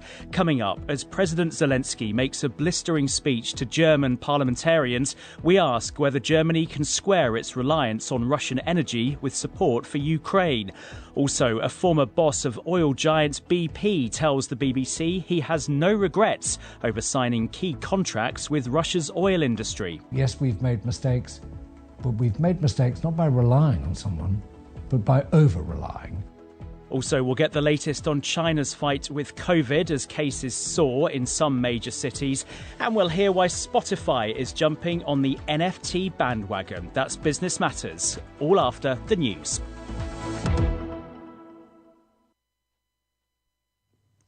This is the BBC News with Fiona MacDonald. The World Health Organization says it has verified 43 attacks on healthcare facilities in Ukraine and that healthcare workers are among the dead and injured.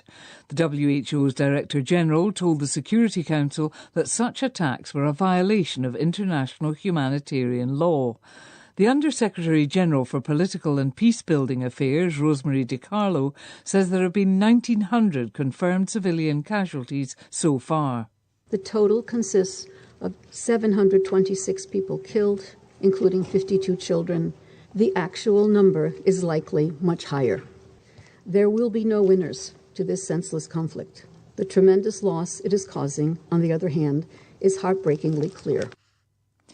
Turkey has disclosed details of an outline proposal by Russia apparently aimed at bringing a halt to the war in Ukraine. Our correspondent Lise Doucette says the proposals are similar to other recent peace talks. Earlier this week, we heard about the mediation through the Israeli Prime Minister, Naftali Bennett. Now we are hearing that the Turkish mediators, President Recep Tayyip Erdogan, has spoken to President Putin. In all of these mediations, and there are very eager mediators, it has to be said, the points are no surprise. President Putin wants Ukraine to renounce any ambition to join NATO. That's something Ukraine is willing to discuss. But he also wants Ukraine to recognise that the Crimean Peninsula that it annexed in 2014 is part of Russia. That's more difficult. The White House says the United States has high concern that China might supply Russia with military equipment that could be used against Ukraine. The press secretary, Jen Psaki, condemned Beijing's stance on the war. The fact that China has not denounced what Russia is doing in and of itself speaks volumes. This flies in the face, of course, of everything China stands for, but they also echoed some of the conspiracy theories about chemical weapons and U.S. and Ukrainian intentions. So for any country, it's a question of where you want to be as the history books are written. The US ambassador to the United Nations, Linda Thomas-Greenfield, has said that African states cannot remain neutral on the war in Ukraine. Anne Soy has the details. Reacting to the recent UN General Assembly's resolution deploring the war and calling for Russian forces to withdraw, the diplomat said there's no neutral ground in the crisis. 17 African countries abstained and another 8 did not vote at all. This is not the Cold War, said Ambassador Thomas Greenfield. Neither is it competition between the West and Russia. Officials in Ukraine say nearly 4,000 people were evacuated from cities through humanitarian corridors on Thursday. 8 out of 9 agreed evacuation corridors functioned as planned. BBC News. The American Space Agency NASA has begun rolling out its new giant moon rocket to begin a series of tests ahead of a launch later in the year. The 100-metre-tall vehicle is part of NASA's Artemis program that seeks to return people to the lunar surface sometime in the middle of this decade. Jonathan Amos reports. They call it the Space Launch System, or SLS, and it's a colossus. More powerful than the Apollo-era rockets, this new vehicle is designed to be able to send so much equipment and cargo to the moon that men and women will be able to stay there for extended periods. NASA dispatched a mammoth tractor to ferry the SLS from its assembly building to the launch pad at the Kennedy Space Center. The rocket will launch an uncrewed capsule to loop around the moon in the coming months. And if that goes well, astronauts will then start flying on a succession of SLS vehicles. The President of France, Emmanuel Macron, has condemned a decision by the military-led government in Mali to suspend all broadcasts by Radio France International and the television station France 24. Mali's government accuses them of reporting false allegations of abuses by the Malian army. Neighbouring Mauritania has dispatched a team of police and military officers to Mali to investigate what it called recurring criminal acts by the Malian army against Mauritanian citizens. Saudi Arabian state media say the country has executed 4 more people today. 3 others were put to death on Wednesday and 81 prisoners were executed in a single day there last week. 2 young indigenous boys rescued after almost 4 weeks lost in Brazil's Amazon rainforest have been taken to hospital in the city of Manaus. They're being treated for malnutrition and are expected to make a full recovery. The 6- and 8-year-olds went missing after entering the jungle to catch birds. BBC News.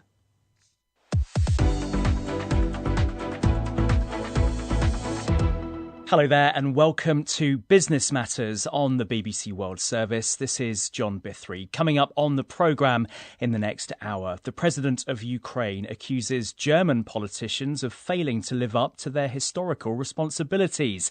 We'll look at the acute dilemma facing Germany over energy. Also, we go to the Pacific Islands, tackling the threat of climate change head on. And Spotify becomes the latest big tech name to take an interest in non-fungible tokens. Now what NFTs can do is make it even more exclusive for the fans and, generate more revenue for the artist. Keep listening for all of that. I'll be joined throughout the programme by Alexander Kaufman, who is senior reporter for the HuffPost, based in New York, and by Emily Feng, Beijing correspondent for NPR, otherwise known as America's National Public Radio. Hello to you both. Hello. Hello, thanks for having me back. It's great to have you both on today, and we'll be back with you in just a moment, Alexander and Emily, here on Business Matters. Let's give you the latest key developments on Ukraine. First of all, rescue teams in the besieged Ukrainian port of Mariupol are searching for survivors of an attack on the theatre there, where more than 1,000 people were hiding in a bomb shelter. Ukraine says the building was clearly marked, warning that there were children in it. The city council said the number of casualties was unclear. Meanwhile, Turkey has revealed details of an outline proposal by Russia, apparently aimed at ending the war in Ukraine. Under the plan, Ukraine would agree to be neutral in the future and not join NATO. Moscow is also demanding that eastern parts of Ukraine can break away and that Crimea be accepted as part of Russia. Over in the US, the House of Representatives has voted to remove Russia and Belarus from the so-called Most Favoured Nation trade agreement, which offers countries privileges such as lower tariffs on imported goods. Stripping Russia of the status would clear the way for higher tariffs on key products it sells, including mineral fuels, fertilizers and metals. The Democratic-controlled House, the lower chamber of Congress, of course, voted 424 to 8 in favour of revoking the trade privileges of both countries in response to Russia's invasion of Ukraine. The Senate, which is the upper chamber, is expected to quickly approve the legislation.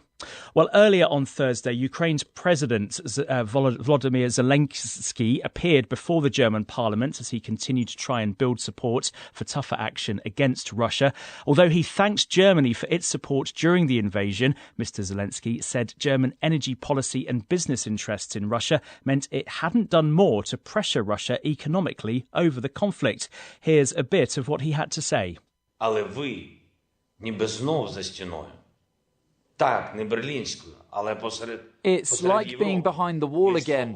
It's not a Berlin Wall, it's a wall in Central Europe between freedom and bondage. And this wall is growing bigger with every bomb on Ukraine, with every decision that's not made for the sake of peace.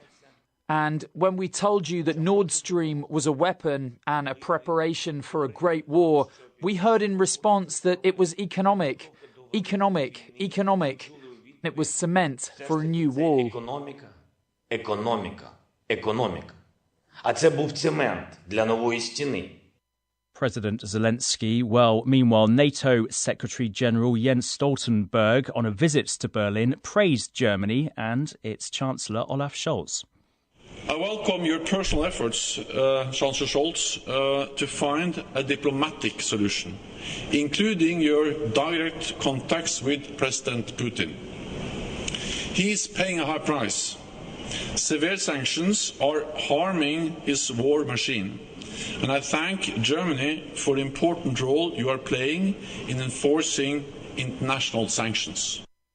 Well, Germany remains heavily dependent on Russian gas, coal and oil, for which it's still paying Russia hundreds of millions of dollars every day. Jakob Schlant is an energy and climate journalist for the German daily newspaper Tagesspiegel. He's been giving me his reaction to Mr. Zelensky's address to the German parliament.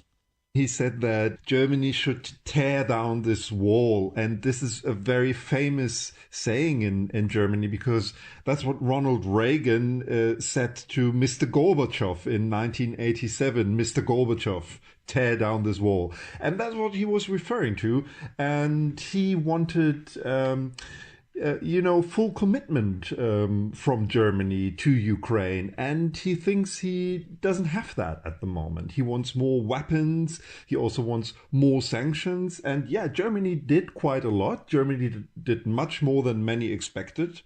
But at the end of the day, it's not full commitment. It's only halfway or 3/4 of the way. And I think Mr. Zelensky made that point very, very clear. And there's a huge discussion now going on in Germany. Also how he was treated in parliament, if there was enough respect, Germans. The next thing in what happened in Parliament today was giving birthday wishes to members of Parliament, and that was a bit of a disgrace. And many MPs from the government do think that as well now. In terms of the crux of what he said, doesn't it all come down to the fact that Germany is simply too reliant on Russia for energy and should have weaned itself off Russian gas and oil a long time ago? Maybe not weaned itself off completely, but if you want supply security in energy markets in general, you have to have a good mix, and the German mix isn't good. It's more than half of oil, it's more than half of coal, and it's about half of gas that's coming from Russia. And the thing is, with oil and coal, well, there's a liquid world market. You can buy it from any place. It's not that difficult to transport. If you don't get your oil tanker, your load from Russia, you buy it from Saudi Arabia. But with gas, it's a completely different matter. It's bound to these pipelines. It's fixed to these pipelines that you can't buy it via ship. And Germany gets more than half of its gas from Russia through Ukraine, through Poland, and through a direct connection through the Baltics. And that's a brutal dependency. Germany relies on it for households, for heating, but also, and this is the most critical part, for its industry, which is very gas reliant, and we totally need Russia. We would lose hundreds of billions of euros probably in industry production and millions of jobs perhaps in the next winter if gas supply is being cut off. So we're in a bind. We're in a very difficult situation where we have to decide between, starving Russia of the income that is coming from selling gas, or, harming ourselves. We never should have been in that situation. That's absolutely right. Do you think that if the war is brought to a conclusion sooner rather than later, that the impetus for Germany to cut its reliance on Russian gas may go away a little bit? I don't think so. Maybe it slows down a little bit. The immediacy, the urgency is a little bit reduced, but the decision is made. And, we wanted to get rid of gas in the long term anyway, because of the energy transition, because of climate policies. And we will speed that up. And I think it doesn't make that much of a difference. The decision is made. We are not going to be buying Russian gas in 5 to 10 years' time. I don't see that at all. That's Jakob Schlant speaking to me earlier. Well, let me go to my live guests on the programme today. Firstly, to Alexander in New York, Alexander Kaufman. What do you make of Germany's position in all this at the moment, Alexander? It does sound like it's in quite a bind over Ukraine and its energy supplies, doesn't it? It's in quite a bind, and I think a lot of people in the climate space and in the energy space generally would point to what may be ultimately seen as a really historic mistake, which was the decision in 2011 to start rapidly phasing out Germany's nuclear power fleet. This was a very reliable source of zero-carbon electricity, of potential heat, and has made them increasingly reliant over the past decade on that Russian gas, and increasingly on coal as well, which has other climate implications. By the end of this year, they are supposed to shut down their remaining 3 reactors. So I think there are a lot of folks that have been concerned about that. The German Green Party, which is in the ruling coalition now, is said at the beginning of the war that they may reconsider that position, but have since reversed that, as I understand it.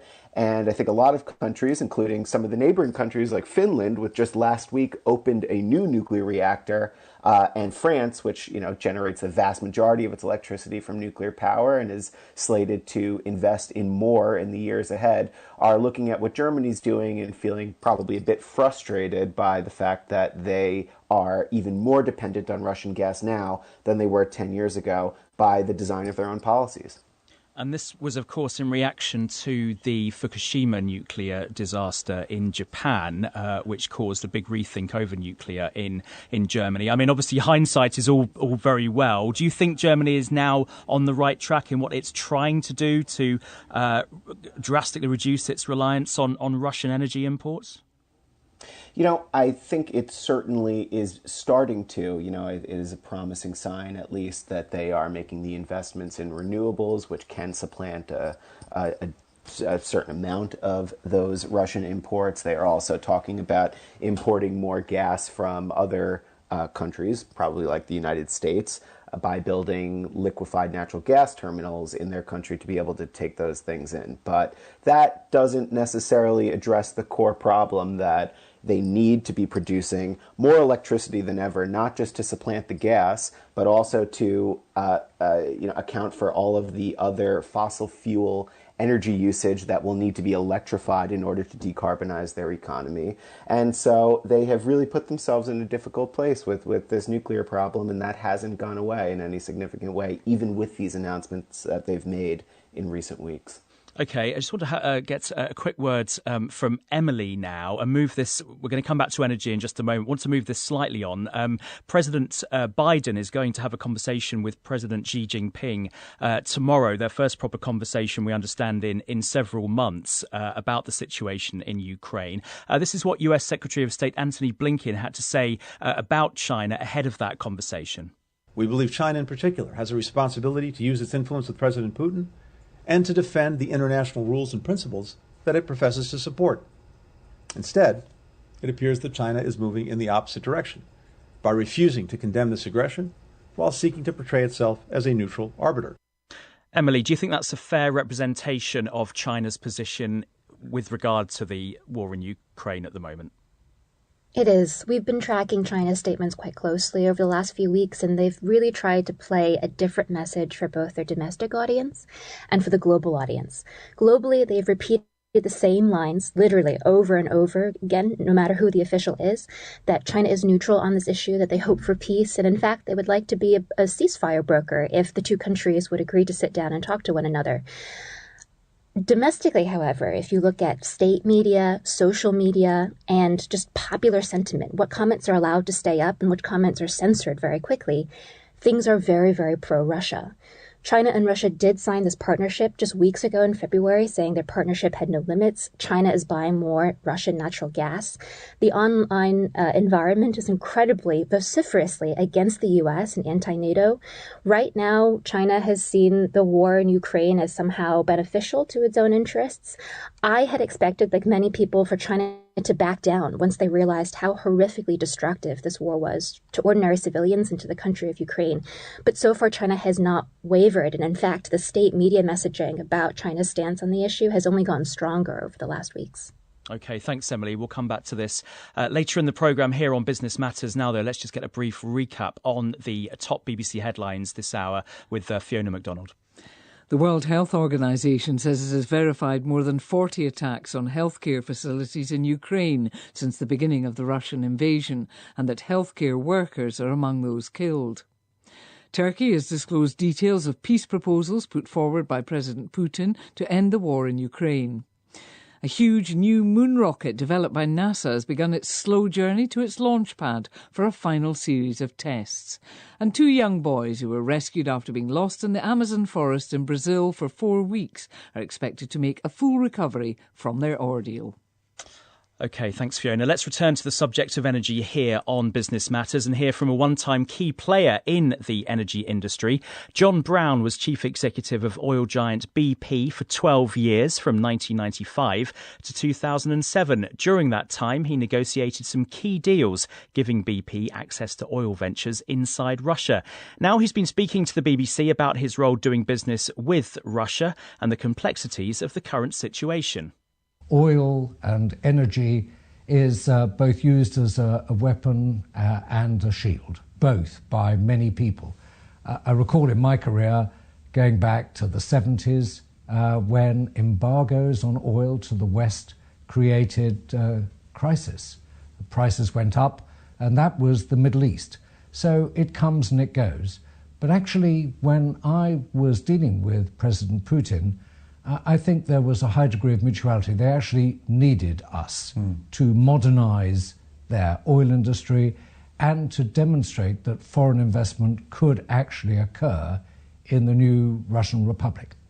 So that was a very different situation as it is today. You talked about back in the 1970s. I'm just wondering, for these decades, was it a mistake for nations to, rely on Russian resources? Well, I think I go back to a Churchillian statement that the only basis for security is diversity. And actually, that rule applies from the 70s to today. And, we've made mistakes, but we've made mistakes not by relying on someone, but by over-relying and not having enough choices. And sometimes we're lulled into a sense of false security because of track record. For example, Russian gas has flowed to the West, anyway, unimpeded since the early 90s. And so everyone said, well, it's clearly a very reliable supplier. It's probably still reliable, but it's used as a sword, not as something to enhance the economics of Europe. And we are now in a situation where we're seeing the West do all it can to decouple, if you will, right? Decouple itself from Russia and, of course, its vast resources. Do you believe, can that be done without hurting themselves, if you will? I think it depends on how much time you take. I think if you had a lot of time, you can decouple from almost anything. But it's happening very quickly, though, isn't it? That's the more difficult bit. So I think for oil, a lot of people are going to use less Russian oil. But of course, the less that some nations use, the more other nations will use. Because in my experience, embargoing oil is very difficult. There are always people who will buy it. And if you say, give me 50 cents on every dollar, then a lot of people will say, well, OK, let's figure out how we do that. So this is a very difficult situation. Lord Brown, former chief executive of BP, speaking to Aaron Heselhurst there. It's a question many are grappling with at the moment. What will be the global economic impact of Russia's war in Ukraine? The so-called Rich Club of Nations, the Organisation for Economic Cooperation and Development, or OECD, has given its first assessment of the likely damage. The OECD's chief economist, Laurence Boone, has been speaking to my colleague, Mike Johnson. Our first assessment is that this will be a 1 percentage point shock to global GDP and close to 1.5 for the Eurozone, which is the most exposed to Russia and Ukraine energy. And it will also raise inflation by between 2 and 2.5%, depending on the regions in the world. So just break that down in terms of the actual impact, why it's going to slow global economic growth. Is this because, for example, costs for households and businesses are going to rise through higher energy costs, for example, raw material costs, and therefore those houses and businesses are going to spend and invest less? Is that the link? So, yes, the main consequences for businesses and households in the rest of the world is higher food prices, higher energy prices, and higher metal prices.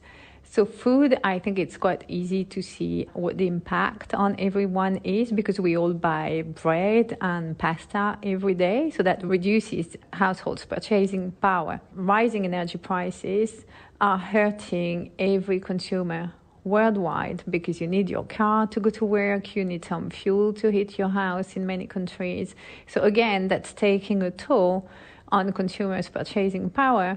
It can also take a toll on some businesses. So there will be less money left for consuming other goods and services, or for investing for these consumers and these businesses. And is it going to hit some parts of the world harder than others? Europe, for example, harder than others? Or do you feel the impact is going to be across the board, because prices for some of these key raw materials, energy, are global? For food, the Northeast and North Africa will be hit the most, because they are the most dependent on Russia and Ukraine.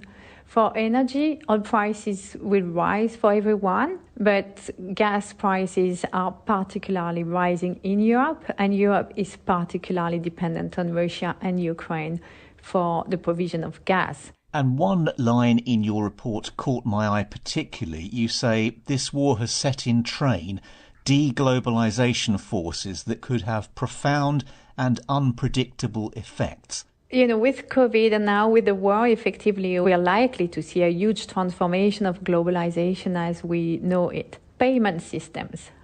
Today you can exchange a dollar in every single country of the world, or prior to the war, I should say. But Russia today cannot do that. Some countries will fear that one day perhaps they won't be able to do that. So we're going to see different payment systems emerging, most likely. When you look at energy security, countries will want to secure the energy provision. They will want to be more domestic, depend less on one country or a couple of countries, and depend less on fossil fuel producers, because they will want to be reassured that they can provide energy to their people. We're going to perhaps see that on trade as well. Many countries will not want to be dependent on trade or their supply chain from other countries that perhaps they trust less. Laurent Spoon of the OECD there. Alexander, the increase in food prices, I mean, it's all quite worrying, but the increase in food prices amongst possibly one of the most worrying outcomes here.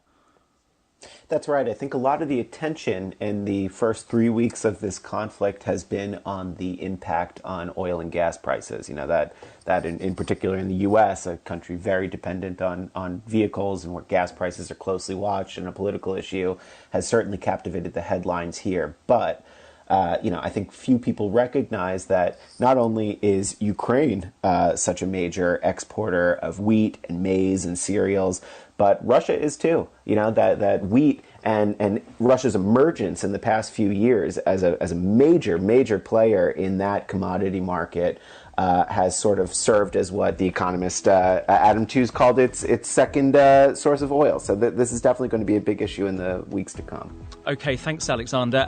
Emily Feng in Beijing will get some reaction from you in just a moment to the interview we've just heard. This is Business Matters from the BBC World Service. Back in a sec.